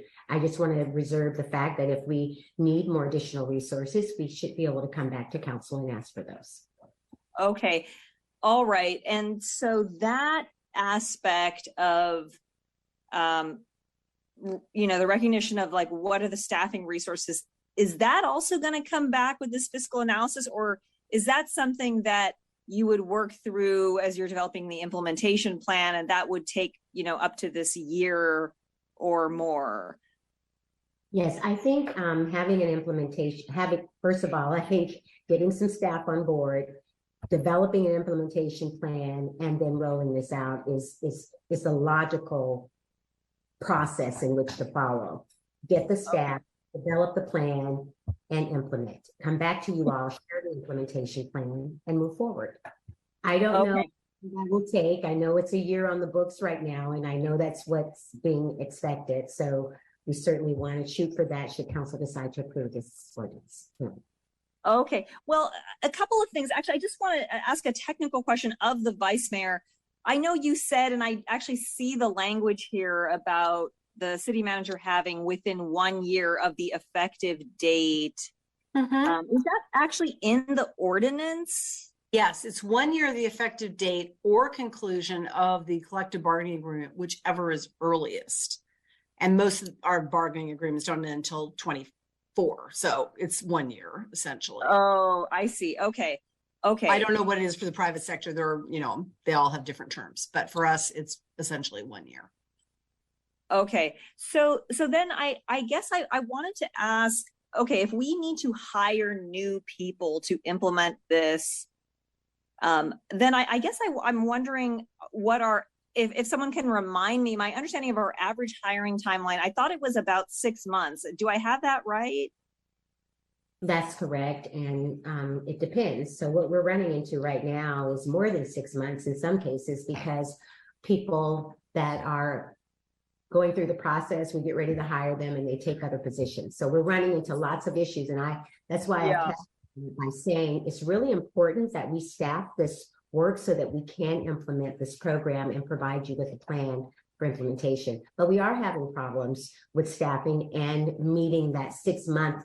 And to be honest with you, it needs to be shorter than 6 months, but that's where we are. It is around 6 months. It needs to be shorter, but we are running into longer hiring timeframes as we search for people out there. The market is not in our favor.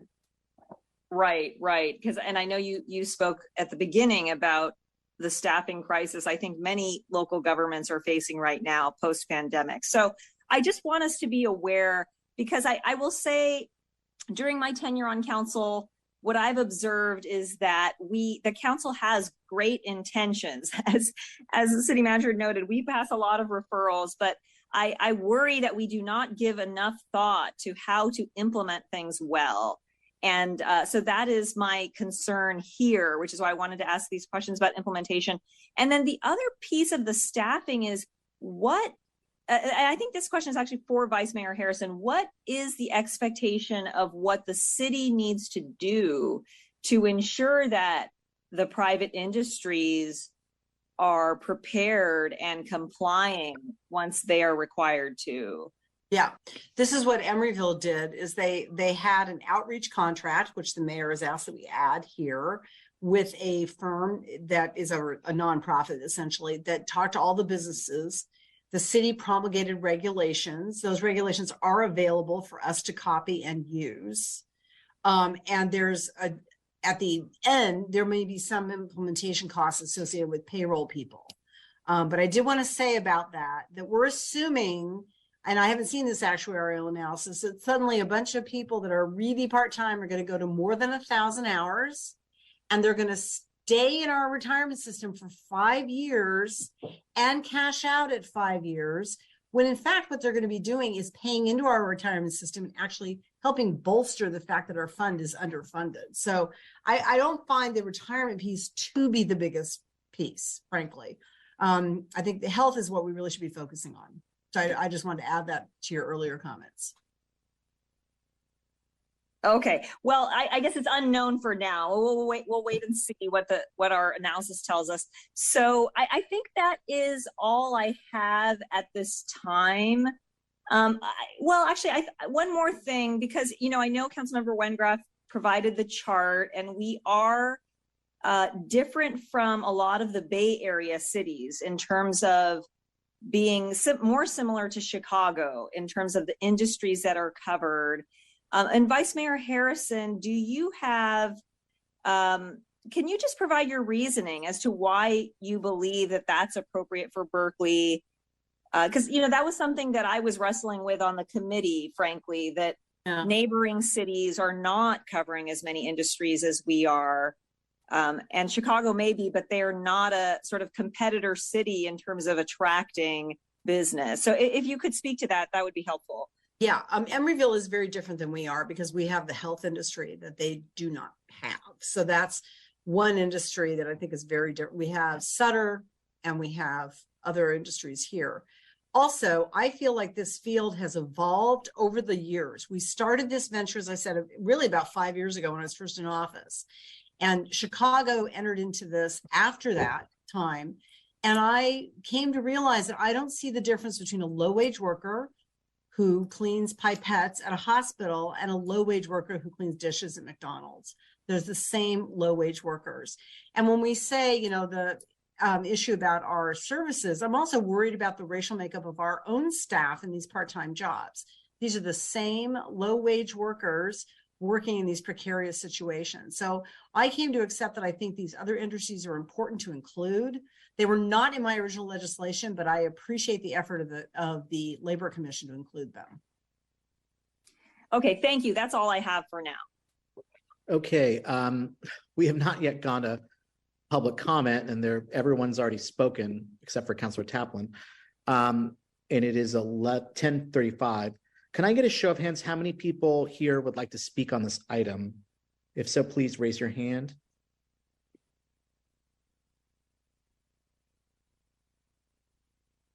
"23, 24, 25, and counting. So, you know, regardless of people's opinions on the issue, it is frankly not respectful to the many people waiting to speak on this issue to not extend the meeting. So hopefully, Councilor Hahn, you're going to move to extend the meeting. Sure, I'd be happy to. What do we say? We have like 23, 24 23 people? For now. I am going to move to extend till midnight, I think. I mean, if each person, do they have 2 minutes or 1 minute each? Oh, it's 1 minute. 1 minute. Okay, so it's about 30 minutes of public comment with, and then we have 1, 2, 3, 4, 5 hands up. So I'll move to extend to 11:45. Second. Okay, that's a procedural motion. And once again, note there are many people who've been waiting patiently all evening to testify on this. And I think we owe them the opportunity to do so. So, Mr. Clerk, please call the roll. Councilmember Kesarwani, Pass. Kaplan, Yes. Bartlett, Yes. Harrison, Yes. Hahn, Yes. Wengraf,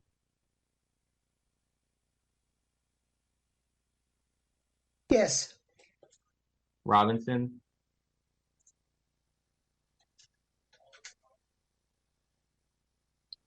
Drosty, Yes. Mayor Arreguín, Yes.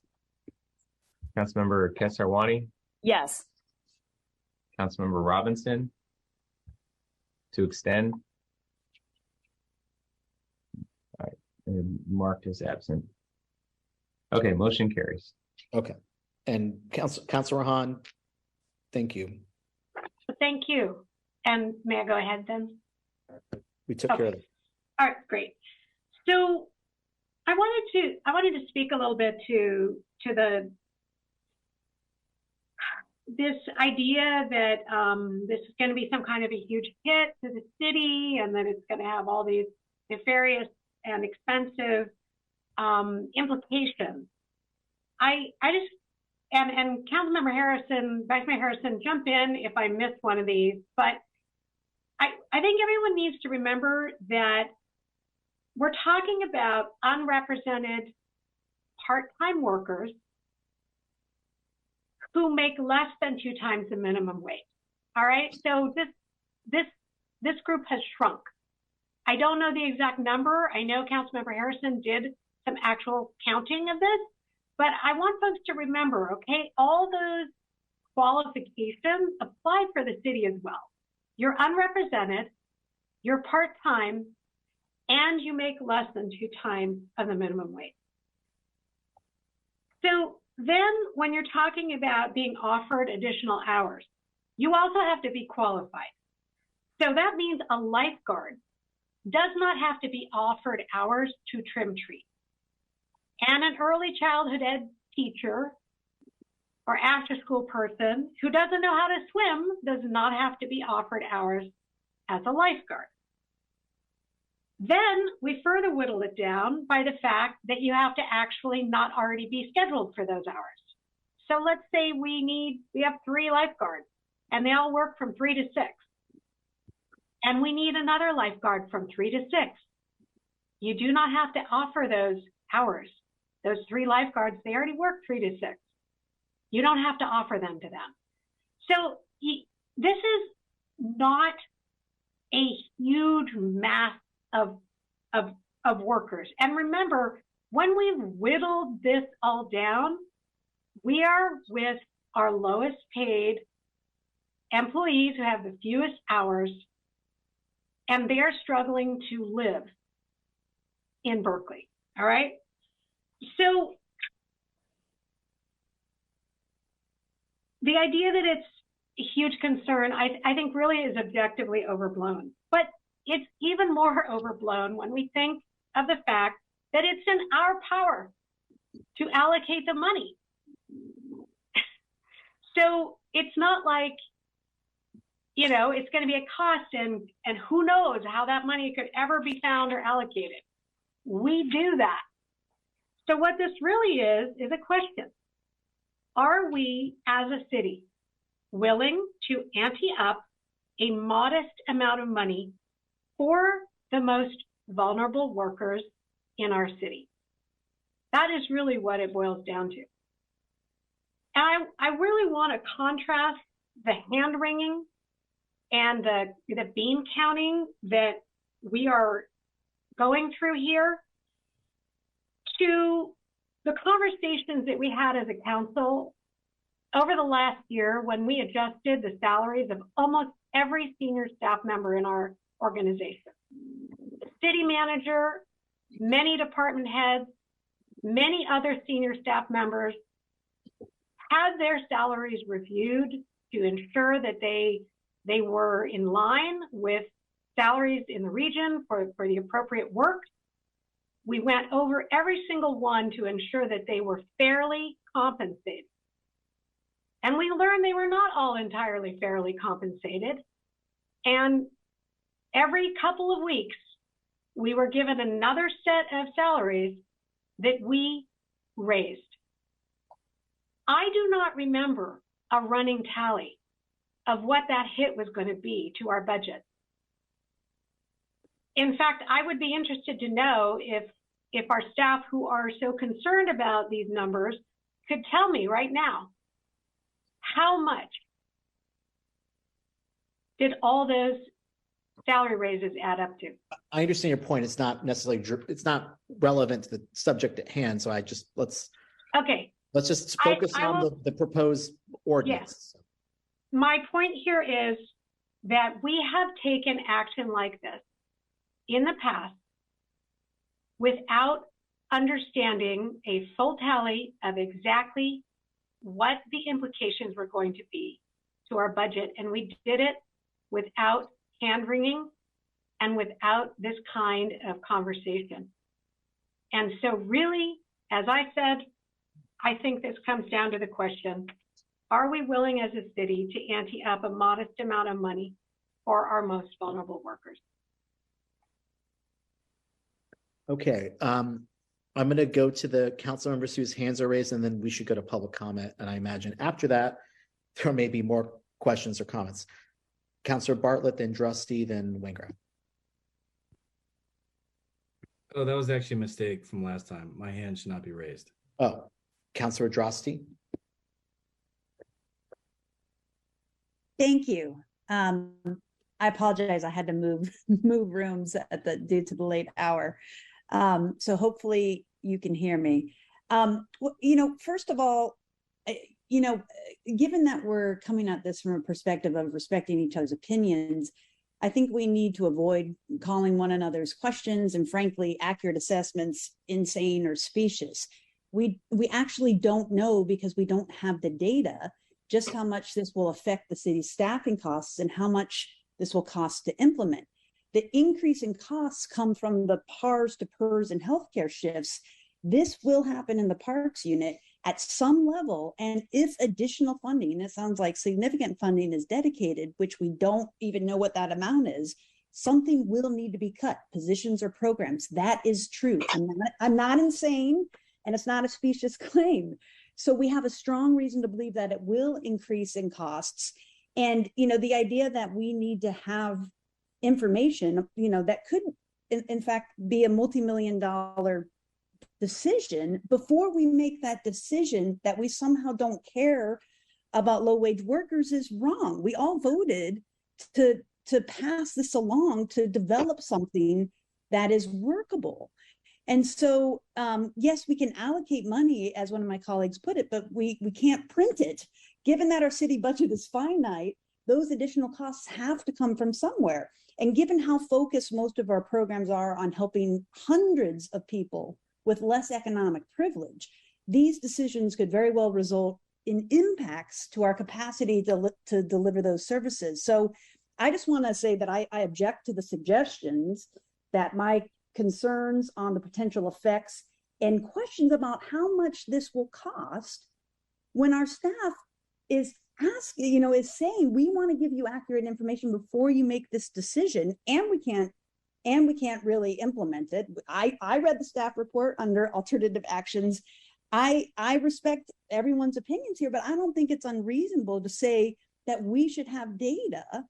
And if we don't have that data, if we don't know how much this costs, and perhaps this is the appropriate allocation of those funds, but unless we get additional funding, those programs, it is very likely that, yes, we will have to cut positions or programs. So it's not specious. We can go back and forth, and I can explain why I think that is, but I don't think that's fair to say that's an insane or specious concern. Thank you. Well, it sounds like you have numbers that I don't have, because you've come to a certain conclusion that's going to be a certain dollar amount. It may be less, it may be more, but to carry that through to a conclusion that that's going to mean we're going to cut recreation services, that's what I meant. I think it's perfectly appropriate and legitimate for you to want information before you make a decision. I respect that.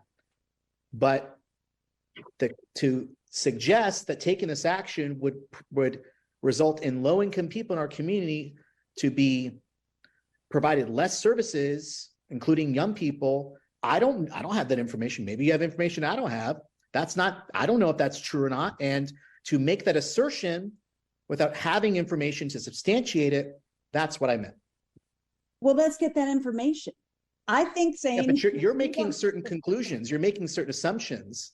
And then you're saying, for me to say it's specious because you have not corroborated that, and criticizing me for saying that it's unsubstantiated, that's also not fair too. No, you said it's specious and insane, actually, Mr. Mayor. So I mean, I'm happy if we want to ask our staff members to talk about the potential budgetary impact. If you want to do that, I mean, I think I've given my 2 cents, but we can ask our department heads and staff if you want. I respect your opinion. Okay, Reasonable thank you. people disagree. Okay, but I mean, feel free to ask.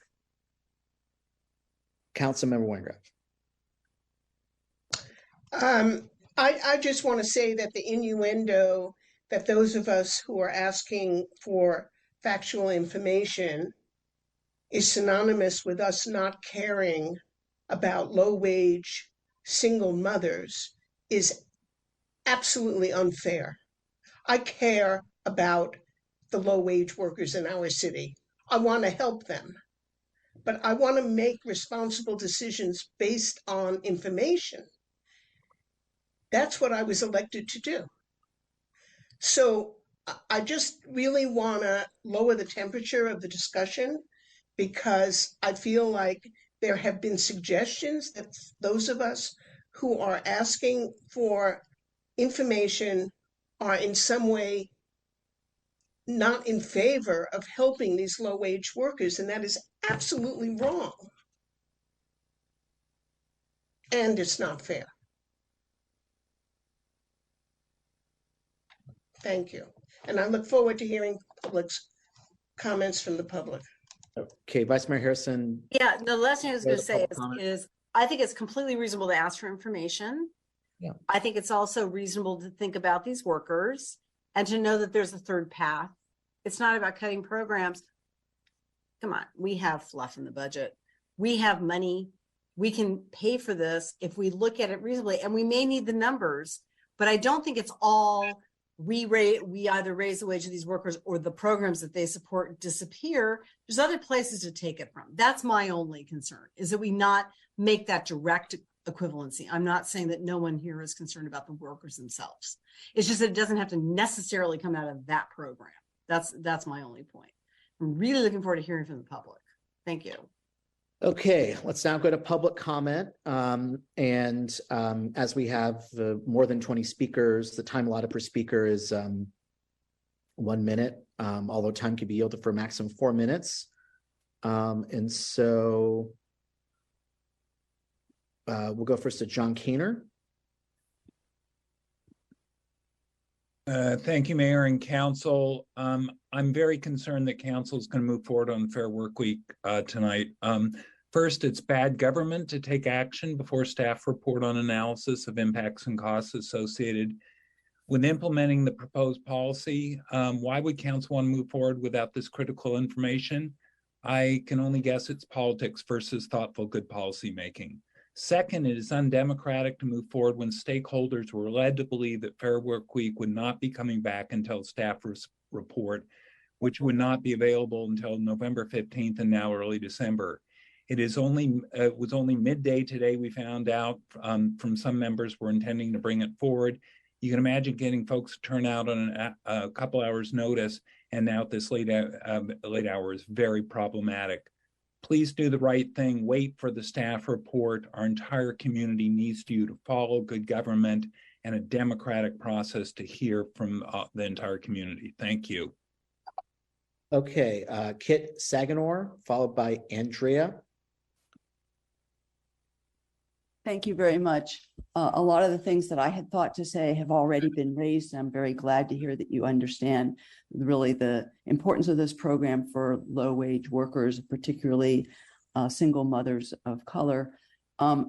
What I was thinking as I heard the concern about the uncertainty of how it will be paid for is, please let that help you understand the uncertainty of people who don't know whether they actually have this shift or not. Should they hire the childcare to go to the shift, or will it get canceled before they get there, or worse, canceled after they've paid the transportation costs to get to the job? Really, that is something that is very crucial. And I really hope that you will take action as soon as you possibly can to lessen the uncertainty of all the folks who go through that on a daily and weekly basis. Okay, I'm going to go to the caller with the number ending 148. It's star 148, and you can press *6 to unmute.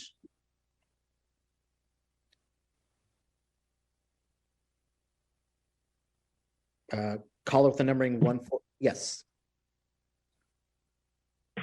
Hi, I'm going to be translating for Julia Saravia, and she's going to be speaking in Spanish. Can I have an extra minute? She'll only be speaking for about a minute.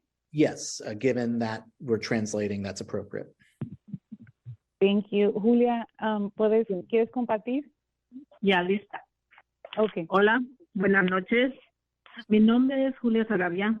Yo soy líder con la lucha por 15 y un sindicato. Trabajé en McDonald's de Berkeley por 13 años.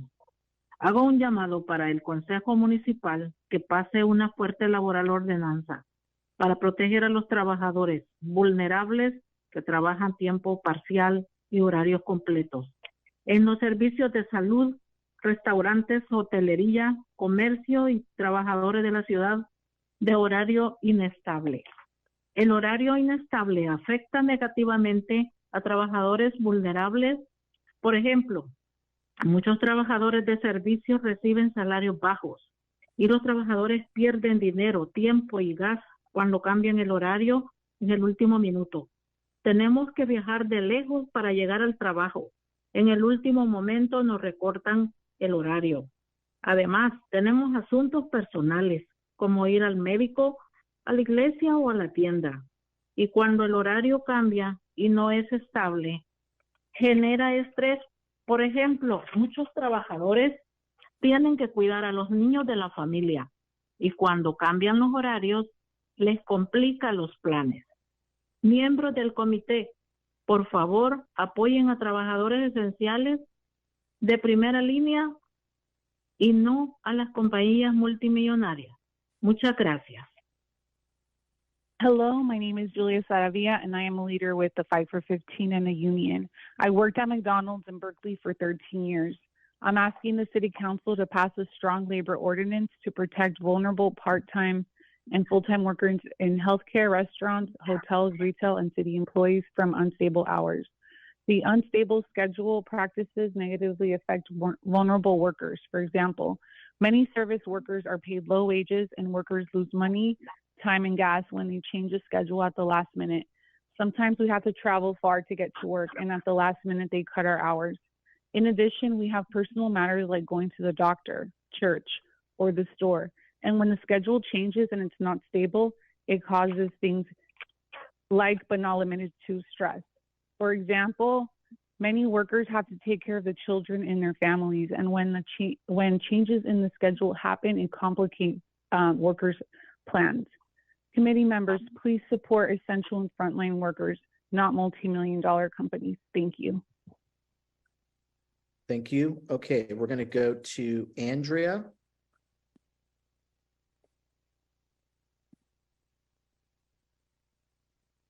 Andrea? Oh, there. Is that audible now? Yes, we can hear you. Wonderful. And I believe I have a minute that's going to be ceded to me by Kin Chin. Okay. And another minute ceded to me by James Chang. Okay. And then another minute ceded to me.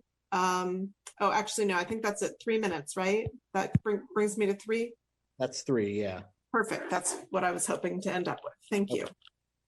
So good evening, Mr. Mayor and City Council members. I am Andrea Malarkey, a member of SEIU 10-1, City of Berkeley Community Services Unit Part-Time Rec Leaders Association. We represent the workers who will be covered by this ordinance. And I'm here to urge you to pass the Fair Workweek Ordinance tonight without carving out any more workers. Frankly, it is time. And management has come today asking for yet another extension of time because they've not completed the analysis of the fiscal impact, which is frankly mind-boggling. Not only has the legislation been in the works for 4 years, city management was welcome at the Labor Commission during their robust public process. A year ago, they were invited and did not appear. And when the ordinance returned to this council back in April, city management asked you for more time. And I gave comments then about why I didn't know they needed it, but you gave it to them anyway and referred this to the policy committee for the specific purpose of their involvement. The committee had another full public process. Senior city staff was welcome there, but did not bring the requested information and analysis either. And now that the legislation is back to you, they're saying that they still haven't completed their analysis. But honestly, whose fault is that? They've been on notice for a year that this information would be needed. 6 months ago, it was specifically referred for that analysis. And shame on them for not doing that work that you asked them to do when you asked them to do it. And I don't need to remind you, but the city manager is not the boss of you. You are the boss of her. You are responsible for policy making. The management team is responsible for providing real information and legitimate reasons if they're going to ask you not to move forward. And you already know that you get a full year for implementation and fiscal implications can be resolved in the budget process. I want to remind you that's only going to be necessary if there even are fiscal costs, because frankly, as respect City of Berkeley workers, whether the ordinance is even triggered is literally in the complete discretion of the managers who schedule workers. And so that's the bottom line. You are policymakers. You get to choose which kind of city you want. And a broad coalition of labor and community groups has come together asking you to take action tonight. It includes the Alameda County Democratic Party, the Alameda Labor Council, Berkeley Citizens Action, Berkeley Community Safety Coalition, Berkeley Federation of Teachers, the Berkeley Progressive Alliance, Berkeley Tenants Union, Berkeley Wellstone Democratic Renewal Club, the Fight for 15, who you just heard from, Peralta Federation of Teachers, the Public PEU Local 1, SEIU 10-1, the Sierra Club, Sheet Metal Workers Local 104, and Unite Here. So show us tonight who you stand with. Do you stand with workers in this broad community and labor coalition supporting them? I get the sense that most of you do, and that's where you ought to stand. Some of you seem to stand with city management that has failed for months to do the work you asked them to. So please stand with the community, stand with workers. Pass the Fair Workweek Ordinance as drafted by the Labor Commission, approved with the unanimous recommendation of unqualified support by the Policy Committee. Don't carve out any more workers. Workers at Lifelong Medical serve the most vulnerable in our community and deserve these same protections. Okay, thank you. We'll go next to Wendy Bloom, followed by Igor Trega. Hi, Wendy Bloom. I do want to say that I was on the Labor Commission when we passed the minimum wage ordinance years ago. And I hate to say, but this conversation has been quite triggering of some of the council positions at that time. And the sky has not fallen since we raised the minimum wage. So and I was also on the Labor Commission 4 years ago when we started working on this ordinance. I would just like to say that as a long-term healthcare worker who's worked in the industry, it's really important to understand how staffing works in those businesses.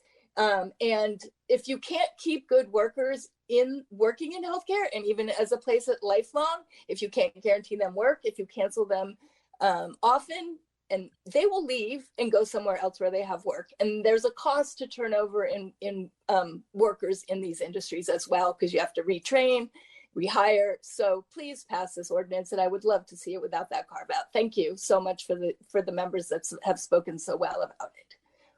Thank you. Okay, we're going to go to Igor Trega, followed by Cecilia Lunapara.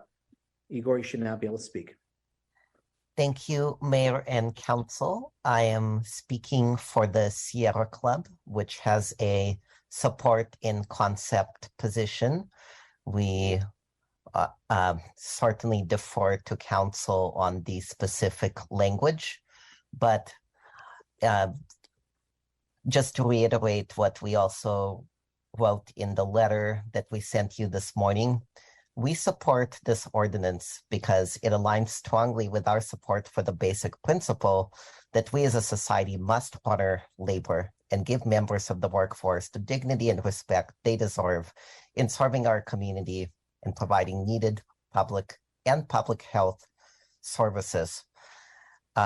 Like Wendy, who spoke right before me, we also were in support of the fight for 15 and increases to the minimum wage, and many of these arguments came up then.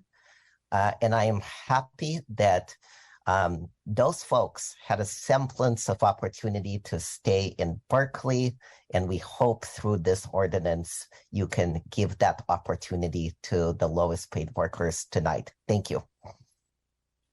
Okay. Thank you. We'll go next to Cecilia Lunapara, followed by Sam Kessel. Hi, good evening, Mayor Arreguín, Vice Mayor Harrison, and all council members. I am Cecilia Lunapara, a District 7 resident and the president of Cal Berkeley Democrats. On behalf of the club and in solidarity with workers at large, I urge you to pass item 35 as written tonight. Student workers often bear the brunt of exploitative scheduling practices and unfair work conditions. It is absolutely crucial to pass the Fair Workweek Ordinance, the strongest possible Fair Workweek Ordinance. Tonight's amendments create an exemption for community health clinics. We staunchly oppose this exemption. It was added without the proper communication with SEIU UHW. Moreover, over the past 2.5 years, it has become clear that our healthcare workers are essential and invaluable. We should not exempt them from such critical labor protections. Again, this would disproportionately affect students and recent graduates from medical school who generally work in clinics. Finally, our ordinance should be a national model for further expanding workers' rights, and we should pride ourselves on it. For that reason, we should not exempt health clinics, thousands of which are not unionized nationwide. Please pass this ordinance without exempting healthcare clinics tonight. Thank you for your time. Sam Kessel, followed by Alex Knox. Good evening, everyone. My name is Sam Kessel. I'm a Berkeley resident, and I'm employed as a social worker with Lifelong Medical Care. I join others here at this meeting who support the Fair Workweek Ordinance as it has previously appeared on the posted agenda for tonight's meeting, and oppose any last-minute amendments to the language of the ordinance or creation of further carve-outs. This ordinance, as constructed, offers protections that will benefit some of the most vulnerable healthcare workers in our city, many of whom do not have the benefit of union representation. I sincerely hope the council will reject these new changes. Thank you all for your consideration. Alex Knox, followed by Doug Jones. Evening, Alex from the Telegraph Bid. I'm a business district community leader and not an industry or labor lobbyist, so I'm not commenting on the purpose or intent of the ordinance, but this is no small matter. Complete review of the policy is very important to having proper public engagement and decision-making process. No matter what you think about the costs or benefits of this ordinance, I think we all recognize that it provides for very significant changes for businesses, employers, employees, and the city administration. For some businesses, it may require a wholesale reorganization of how they operate and manage employees. Even though this started back in 2018, I don't get the sense that there's been a close engagement with the employers or employees that are impacted in our district. There's so many awesome, proud, and independent employees in the South Side that are invested in their work. They care about big changes to their workplace. I'm concerned that there's seemingly low public awareness of this policy. I can't honestly tell you what our community thinks, but I'm sure we'll hear from all of them once they're faced with this new system.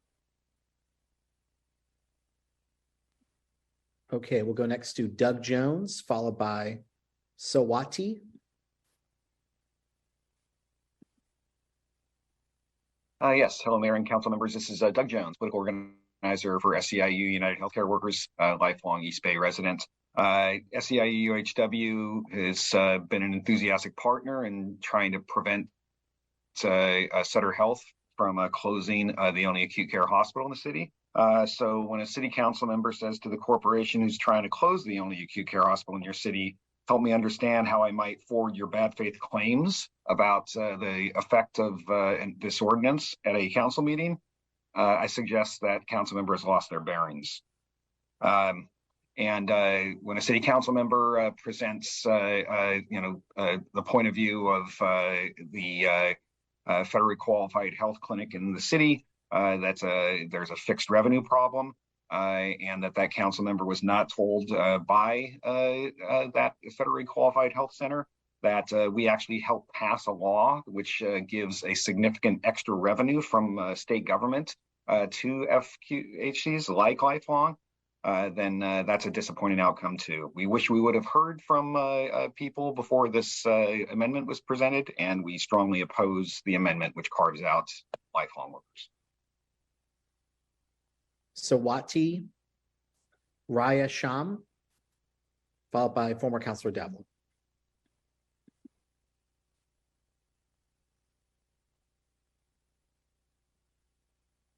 Swati, you should be able to speak. Hi, can you hear me? Yes. Excellent. I just want to reference that I have a minute from Soli Alper, and I also have a minute from Sam Greenberg, totaling in 3 minutes. Okay, thank you. We'll correct the clock. Totally. Awesome.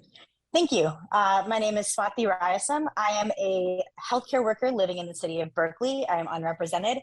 I'm also the child of an unrepresented low-wage healthcare worker who's been working on the front lines during this pandemic, and I oppose any exemptions of healthcare workers in this ordinance. Healthcare workers have been hit hardest during the pandemic, and this is an opportunity to do more than publicity campaigns to thank them for their service and to actually make a material change in their lives. Similarly, healthcare workers far and away have the highest rates of mission alignment to their work and are often the most vulnerable to labor exploitation. Unpredictability is a nightmare for many workers, but in particular is difficult for those who are working, knowing that the health of others is on the line.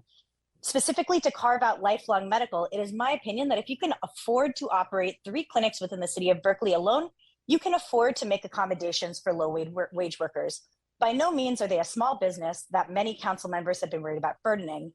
Similarly, while council was discussing various typographical items, I was looking at employer reviews for Lifelong, and a significant number addressed poor management and time management, burnout, understaffing, or lack of staff support, and underpayment. These are all things that make it integral that this organization not be exempted, and their arguments, and clear that their arguments grossly exaggerate the cost to them to adjust grants and the difficulty of getting money from the city, and underestimate the cost of turnover and turnover to not just the workers, but to the health of the community. Pandemic has taught us that we must protect healthcare workers and that it presents a danger to us all when we do not. I'm also against the continued delays, and I would strongly encourage council to move forward. While I am empathetic to the struggles of city management and its workers with regard to prioritization and workload, this is putting the needs of city management over low-wage workers on the front line who are suffering under racial capitalism and disproportionately burdened by systemic oppression. The answer is not and can never be to allow more burden to these workers in order to live and thrive. To me, it seems that city managers' requests are more around the fact that everybody needs more support and zero-sum solutions that privilege some workers over others and pit people against each other is in no way the path forward. I also understand fears around moving forward when there is not enough data. However, there is a well-established and understood principle within healthcare specifically that when you are acting in the interest of protection, lack of data does not equate to a lack of risk, especially when the data that we do have points to a significant positive benefit for low-wage workers. Additionally, the desire and need for more information is often a direct function of people's privilege.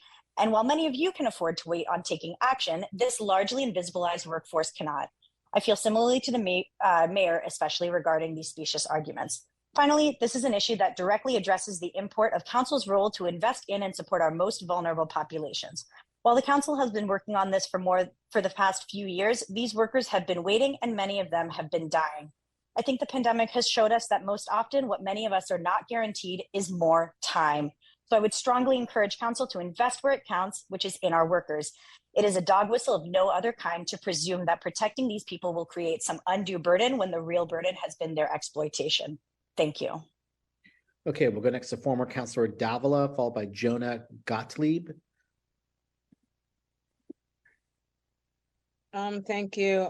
So it was interesting that you stated earlier, Mayor, that this has been going on for years in the making.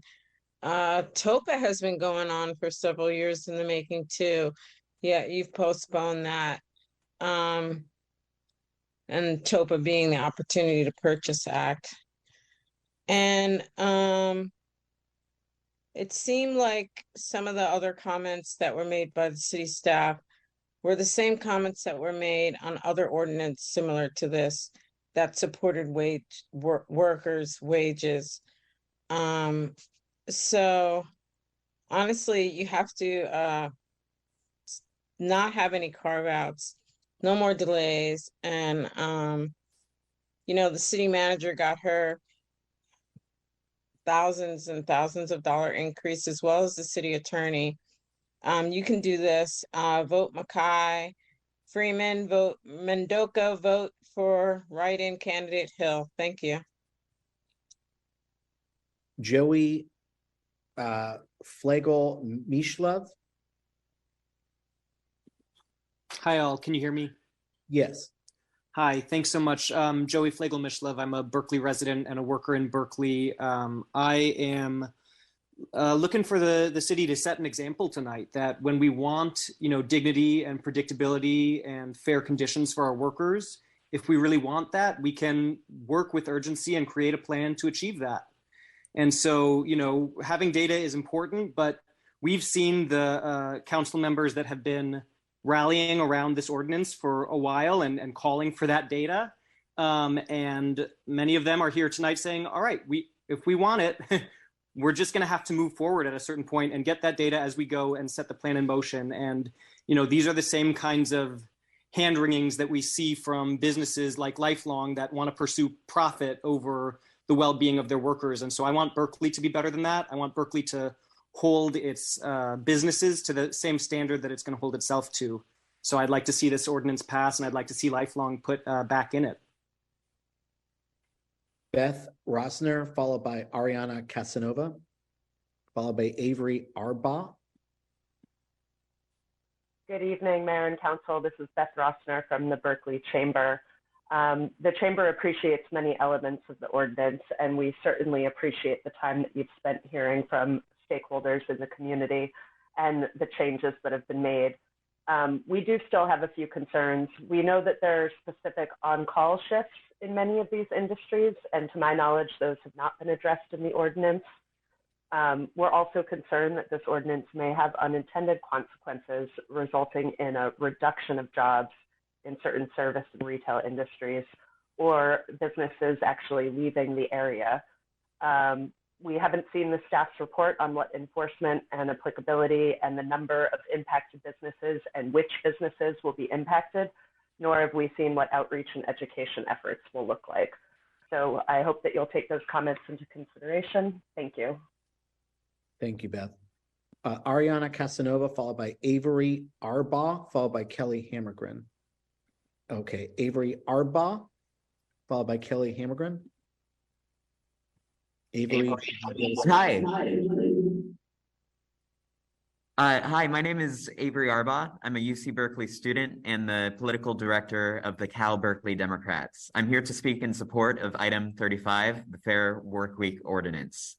This policy would make a real change in the lives of Berkeley workers by providing much needed stability and would serve to relieve much of the psychological and physical stress facing workers. Student workers make up a significant portion of the Berkeley workforce and would especially benefit from this ordinance, given the additional stress they face from part-time or full-time school schedules. Additionally, I would like to speak in opposition to any exemptions for community health centers. If we want our city's labor policies to serve as a model for labor policy elsewhere, we must not weaken this important ordinance with unnecessary exemptions. Thank you so much for your time. Thank you. Kelly Hammergren, followed by Soli Alpert.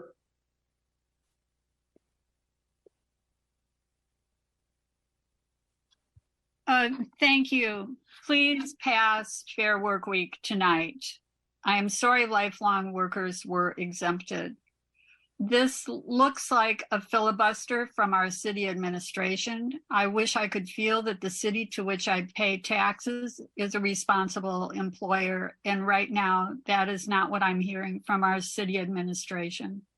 You have had months and years to analyze any impact. Fair Workweek compels employers to be organized in scheduling employees for work. Fair Workweek compels employers to be responsible in their hiring practices. With years in healthcare as a frontline employee, the person who is scheduled, and as a manager responsible for scheduling employees, and as a person responsible for multi-million-dollar budgets of employees, this is not an impossible task. This needs to be passed without any further changes. I am ashamed of some of the comments I've heard tonight. Thank you. Thank you. Okay, Soli Alpert, followed by Mari. And Soli, it looks like I enabled you to speak, but I don't see your mic. Okay, My time was seated. Yeah. Oh, okay. Thank you. All right. Mari, followed by Marie, followed by Carol Morasovic. Thank you. I just want to, I want to ditto what Swati said. I really love how eloquent that she put together the points that she was making. But I also just simply want to add some perspective in terms of the way that our economic structure is in our society and has been, obviously beginning with slavery. This is like another form of that, where the people who have the least amount of influence and say, where our manager just not 6 months ago or so got to get a raise for their staff, and we didn't worry about where that money was coming from. But we have people who are the most vulnerable, who wages can't keep up with inflation in the market of housing and all of the inequity of our economic system and structure. It is inhumane to sit here and even act like we're going to pit the services that are provided for even some of these families who are, harmed by this dynamic. So please pass the Fair Work Week. Thank you. Okay, thank you. Marie, followed by Carol Morasovic. Yes, I'm concerned that there's not enough attention being paid to how this is going to work fiscally, and really researching the budget, and if the city can pass this without having done the research. it would seem wrong to go forward without having more information and then something not be able to go through and help the people you are aiming to help. And to say, let's just do it and push it through without doing the work of investigating what, if you have the money and how it's going to go forward, then that seems fiscally foolish. Thank you. Carol Marasovic, followed by Carol Denny. Having attended these policy committee meetings, there was substantial opportunity for input, for public comment, and many employers from different industries did comment. Paid workers and lower paid workers are the workers that provide necessary critical functions. Generally, they're the ones that are interacting with the public, which is no easy task, and yet they're undervalued. And they often have less options because of the nature of how they're paid. And so they need to rely on steady schedules. Concurrently, I do believe that raising questions is always excellent and procedure. And so I don't see a problem with the questions that have been raised here today, but this is the first reading. You could pass this with the showing support and showing the intent, and then make changes that are needed based on the staff report during the second reading. Thank you. We'll go next to Carol Denny, followed by Jonah. Thank you. I'm so thankful to the people who put this before the City Council. We have enough data to know how badly needed this ordinance is. Those of you who insist on delay are well known to those of us who have worked in legislation, especially as relates to equity and public health. Thank you, those of you who have worked to bring this forward and done all of the necessary foundation that the people on the City Council should need. This ordinance needs to pass without adulteration by those who wish to weaken it. All workers need to be treated with respect. Thank you very much.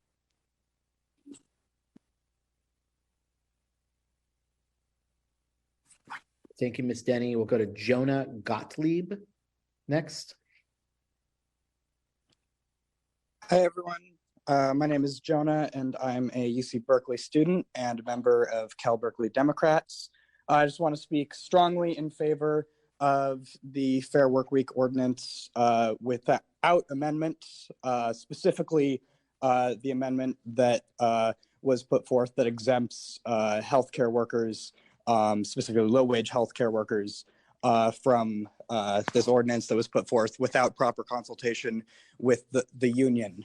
I am very grateful for all of the pro-labor stances that so many of the council members have taken this evening, and I hope that they continue to extend those positions going forward and continue to work in collaboration with the union and make sure that no worker is left behind as we move forward. Thank you very much. Thank you. Todd Andrew. And Todd is our last raised hand. Are there any other attendees that wish to speak? If so, please raise your hand at this time. Oh, hi. Thank you, Mr. Mayor and council members. Can you hear me? Yes. My mother was an Oscar Mayer factory worker and a Firestone factory worker, and this may be dating me, I don't know, but also a deli counter worker at a supermarket and a KFC counter worker. My family has a real strong affiliation for worker rights. But I wonder if you need to move forward on this without the data that Councilmember Drosty and John Kaner are talking about. And John, I don't know if he introduced himself as the executive director of the Downtown Berkeley Association, representing landlords and merchants in our critical downtown area. But it seems to me like you need to consider more data on this, more information, and have more input. I'm strongly allied with workers and what they don't get and what they do. And I would just encourage you to exercise caution, though, on behalf of our small businesses. Thanks. Okay, thank you. That's the last attendee with their hands raised. So let me do one last call for public comment. Okay, seeing no additional comments, I'll bring it back to the City Council and Councilor Weingrove.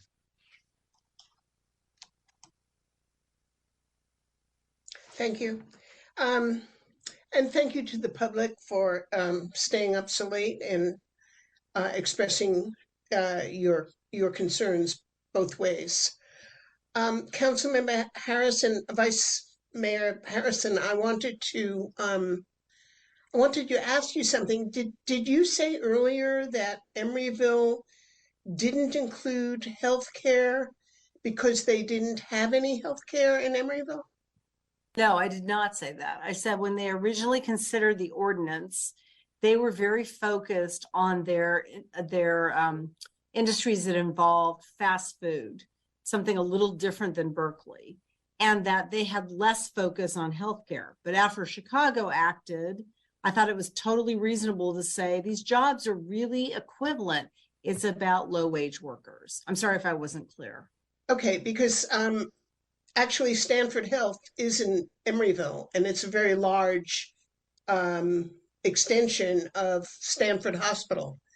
And it's probably the equivalent. Well, no, it's not residential, but it's outpatient care. So I was confused. I thought that you said they didn't include It's so late. So I'm why sorry didn't they include it? Why didn't they include healthcare workers? Because they were one of the first to do the ordinance. And since then, the movement has grown to providing these rights, and Chicago came later. And they asked the question, why are these other industries different? I think that's really the answer. Okay, I've heard that Emeryville actually suspended their ordinance during COVID, and that actually they're having a very difficult time implementing it. I don't know if you've heard that. They did suspend during part of COVID. I have not heard they've had a hard time implementing it. They implemented it before COVID, I believe. So I don't have all the details from them. Thank you. Okay. So I want to ask those of you who have spoken in favor of passing this tonight, if this isn't going to be implemented for a year, why can't we wait to get the information back from staff? If they say they can come back in the next 2 weeks with the information, and this isn't going to be implemented for a year, what is the problem with waiting for the information? I can try to answer that question because I don't think it's from my, I have studied this extensively. I've read ordinances at other jurisdictions. I've read studies. I've met with stakeholders. I don't think it's going to substantively change my opinion, but whether I think this is a good policy or not, and whether I think it should apply to city employees. And I respect that other people may not feel comfortable, but that's the conclusion I've come to. So you don't think the information will impact your decision, but so why would it impact my decision? So let's follow through the train of thought. Well, I don't know. I like to know what I'm doing. It's maybe it's a personal. We shouldn't apply to city employees. Is that the practical effect of the information? I'd like to know what I'm doing. It's probably a very personal thing, but I know what I'm doing. So, but yeah, that's just, okay. And I respect that different people have different opinions. Okay, I'm not. I see that I'm not going to get a real answer to my question. I have answered your question. It may not be the answer you want, but I have answered your question. What you said was you don't care what the information is. You know that you want to move forward with it because this is ultimately an implementation question. In terms that we pass ordinances all the time, including many of the councils. I know that we have to make choices. And never asked how much it's going to cost to implement it or how much staffing is needed. I'm not sure about that, but we have to make choices when we pass our budget. We always have to make choices. What are we going to fund? What are we not going to fund? and how much it's going to cost is relevant. What businesses are going to be impacted? These businesses have suffered so greatly during COVID. They have not recovered yet. Many of them went out of business. Now we're telling them they have to do this other thing. To me, it's like, I really would like to know what we're doing before I can. I'm not ready to vote tonight. I'll just say that. Maybe that's the way I have to put it. I can't responsibly vote without the information. So that's it. Thank you. Councilmember Droste. Thank you. And thank you to all the public commenters this evening. You know, as I see it, I feel similarly. I'm not, we heard from our staff that we have, you know, they got a chunk of the information this evening. And I also don't understand why we can't wait to get that data. Many businesses have said they didn't know we're voting tonight. They thought it was punted until December. You know, it seems in many ways this vote is symbolic, especially since staff can't implement it. We don't know how much it's going to cost. And, you know, I just want to say that we have a staffing crisis here in the city of Berkeley. And, you know, we're losing people left and right. Some want career advancement. Some are, I think, frustrated with dysfunction. And yet when our finance director this evening says we need more time to understand the financial impacts, and our city manager is telling us she supports whatever policy we want, but she wants to provide us data to make accurate and informed decisions. And what do? We willfully ignore them when we don't know how much it's going to cost the city. And that's her prerogative. If you know, depending on if it costs a little or millions, that's fine. I understand where people land, but I truly don't. I honestly don't understand why we wouldn't wait to get that information, the impacts of that. How, you know, how are we going to juggle these other things, particularly the programs? And you know, I just think decisions like these are, you know, have a lot to do with a lot of things, including. Has a lot to do with frustration. So with that, I would like to make a substitute motion to exempt the city of Berkeley until we get accurate information, but we can move forward with the rest of the item. And I'd like to make that motion. Is there a second? We can delay and come back with that other piece once we get that information. I'll second it. Okay. So we have a substitute, which I think is to pass the ordinance, but to take out the applicability to City of Berkeley employees and to delay consideration until the analysis is provided. That's right. Thank you. Just make sure I state the motion correctly. Thank you. Okay. Vice Mayor Harrison. No, what I was going to say, and I'm just going to repeat what I said earlier, the idea that this is a zero-sum game within the Recreation Department is ridiculous. We have $1 billion budget. It's about whether we want to spend money on this particular thing. And I also agree with Councilmember Hahn. We make many decisions that impact higher wage employees that we never ask these questions. So why are we asking these questions now? These are low wage workers. So I feel very strongly about this. And in answer to your question, Councilmember Droste, on the last October meeting, I agree with the deputy city manager to delay this, even though they had a long time, with the promise that they would come back with the data, and they have not done so. It's not just the actuarial analysis, it's the entire thing. When is it going to end? When are they going to have it? I just can't accept that. I'm sorry. So that is part of my thinking. I was very open to doing that for a month. We're a month in, still don't have data. So that's where I'm at. Thank you. Okay. I'll just note also that this policy has been in the works for 4 years and was at policy committee for many months. So that's another factor. Councilman Droste. I mean, I completely share share frustration, and I know I have items that have been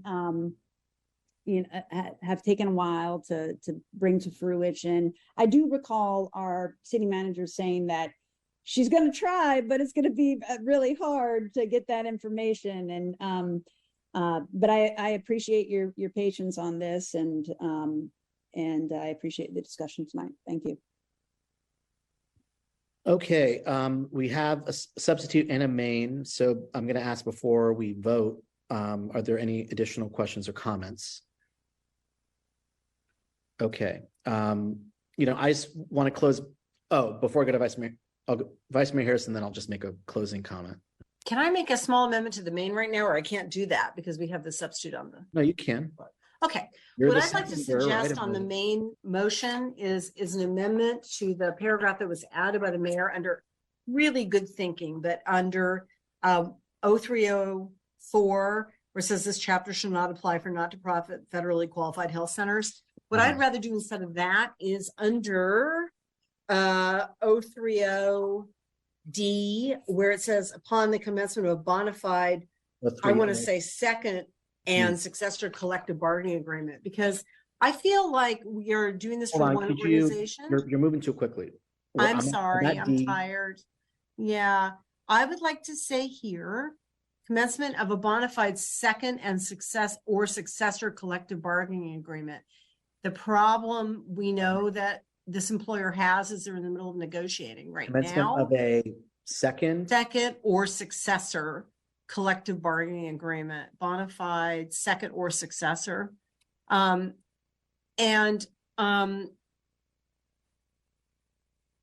would like to do that. I think the question I have is, it might also impact our city staff that are unrepresented right now, but I think the balance is better to do that than to exempt an entire employer, which is what we have right now under 0304.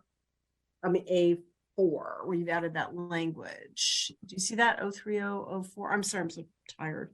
030A4. Yeah, I understand. Yeah. So that would be my idea for the main. So to strike this and to replace that. Mm-hmm. Could you explain what the effect of that is? The effect of that is that this exempts an entire employer who has quite a number of employees, and UFW spoke strongly about that tonight. And I am really sympathetic to Lifelong Medical. They're one of our better providers, but they also shouldn't be given an entire exemption. The reason they need an exemption right now is they're in the middle of negotiating their very first contract. And right at the brink of them doing that, we're introducing this. And I think that's a bit unfair to them. So to deal with their issue, I would rather adjust that other paragraph rather than do this. Okay. And so your suggestion is strike this and instead replace it with this language right here. Yes. Who was the was it Han who was the second, or Harrison? Han. Okay, Han, is that accepted? It was me. I just wanted to better understand, Vice Mayor Harrison, why did you say the second? Yeah. Is it because you don't want it to apply in the negotiations they're having now, but the next time they negotiate? Correct.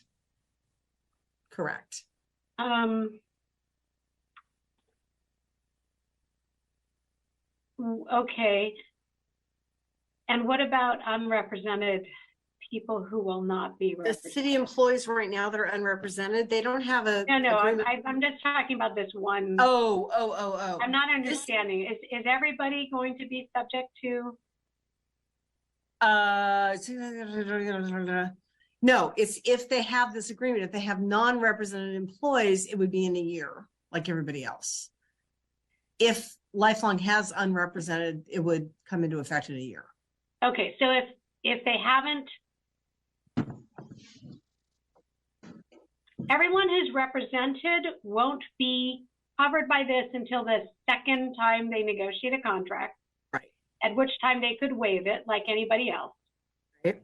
And in the meantime, starting a year from the effective date, employees who are not covered by an agreement would be covered.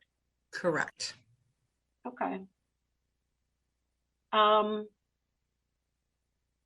I think that works. I'm okay with that.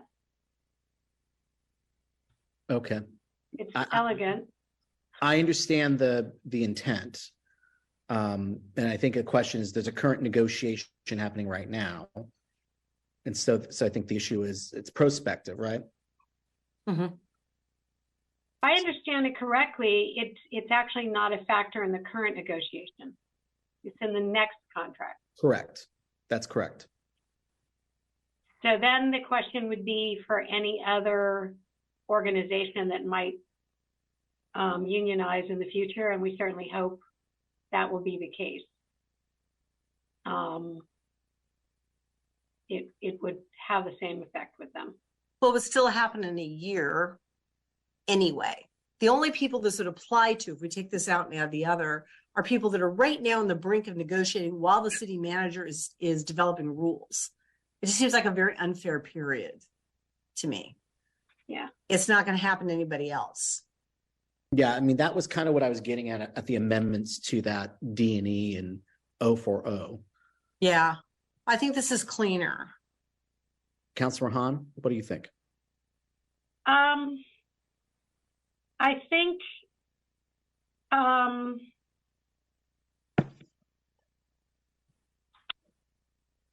think we can do it, and if there are any sort of quibbles on that, we can look at it on second reading.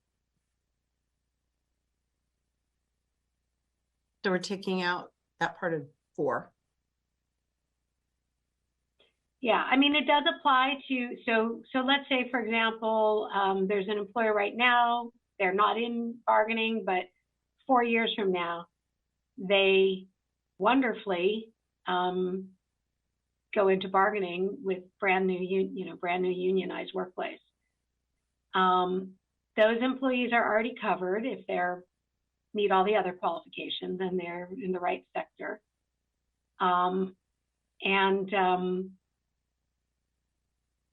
In a bargaining situation, they won't be bargaining for it until the second contract. I think it's highly unlikely there'll be another. I'm comfortable with it. Okay. Sorry, just thinking out loud. Yeah. Understanding out loud. I'm trying to understand it also. Okay. You'd have to delete that part of 4. Okay. All right. So that amendment's made. I see there's more discussion. Then we need a vote. Harrison? Oh, no, that was all I had. Thank you. Droste? Councilor Thank you, Droste? Mr. Mayor. Can you put that up again? I'm sorry. I want to see the language again. I apologize. Thank you. Okay, and what is so we crossed out, or we struck, what is it? The lifelong exemption. Okay. Well, I mean, first of all, I think this process is a little challenging. I know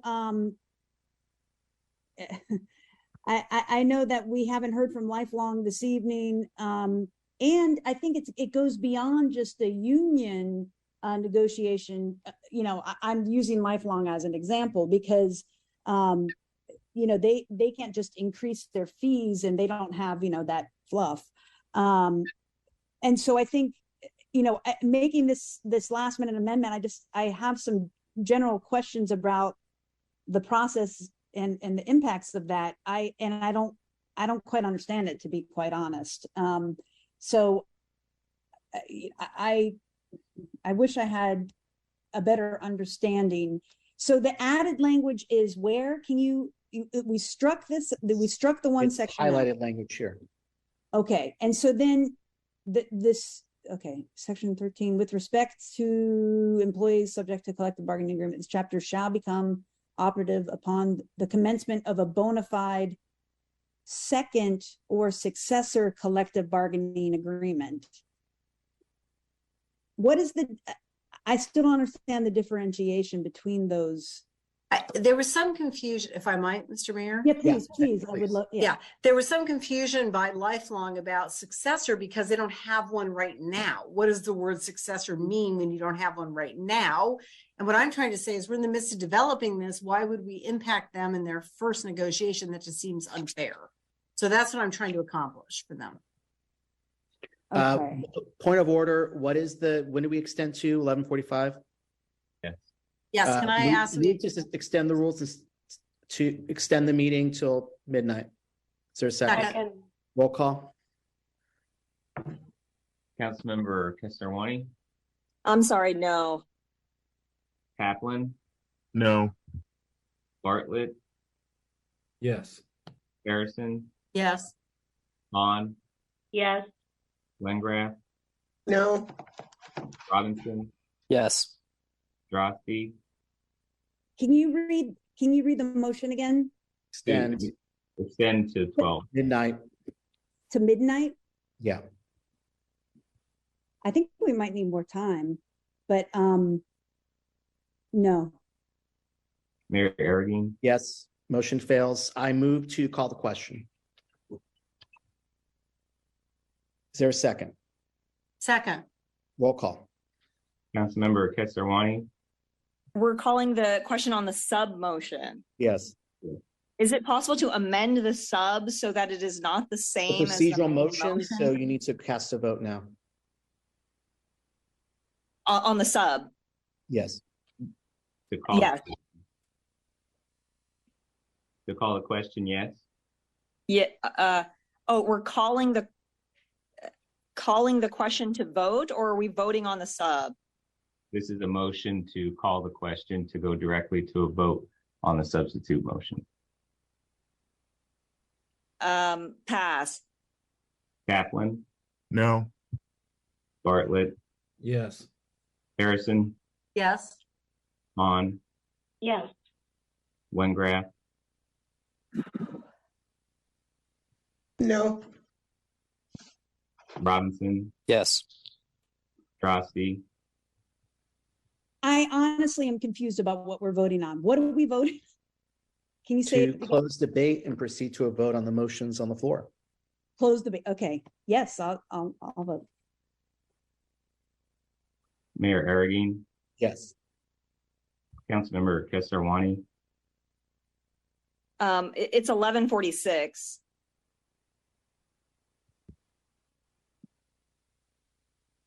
Oh, meeting's Yeah. over. So, Mr. Clerk, does that mean that the meeting is adjourned? I have a procedural Stop. question. I thought. You're not recognized. Okay. yeah, Councilmember Kesarwani, did you record a vote on the motion to call the What? question? We had 5 votes. Motion to call the question requires 2/3. Councilor Kesarwani is no longer on the Zoom. Oh, okay. I have a procedural question.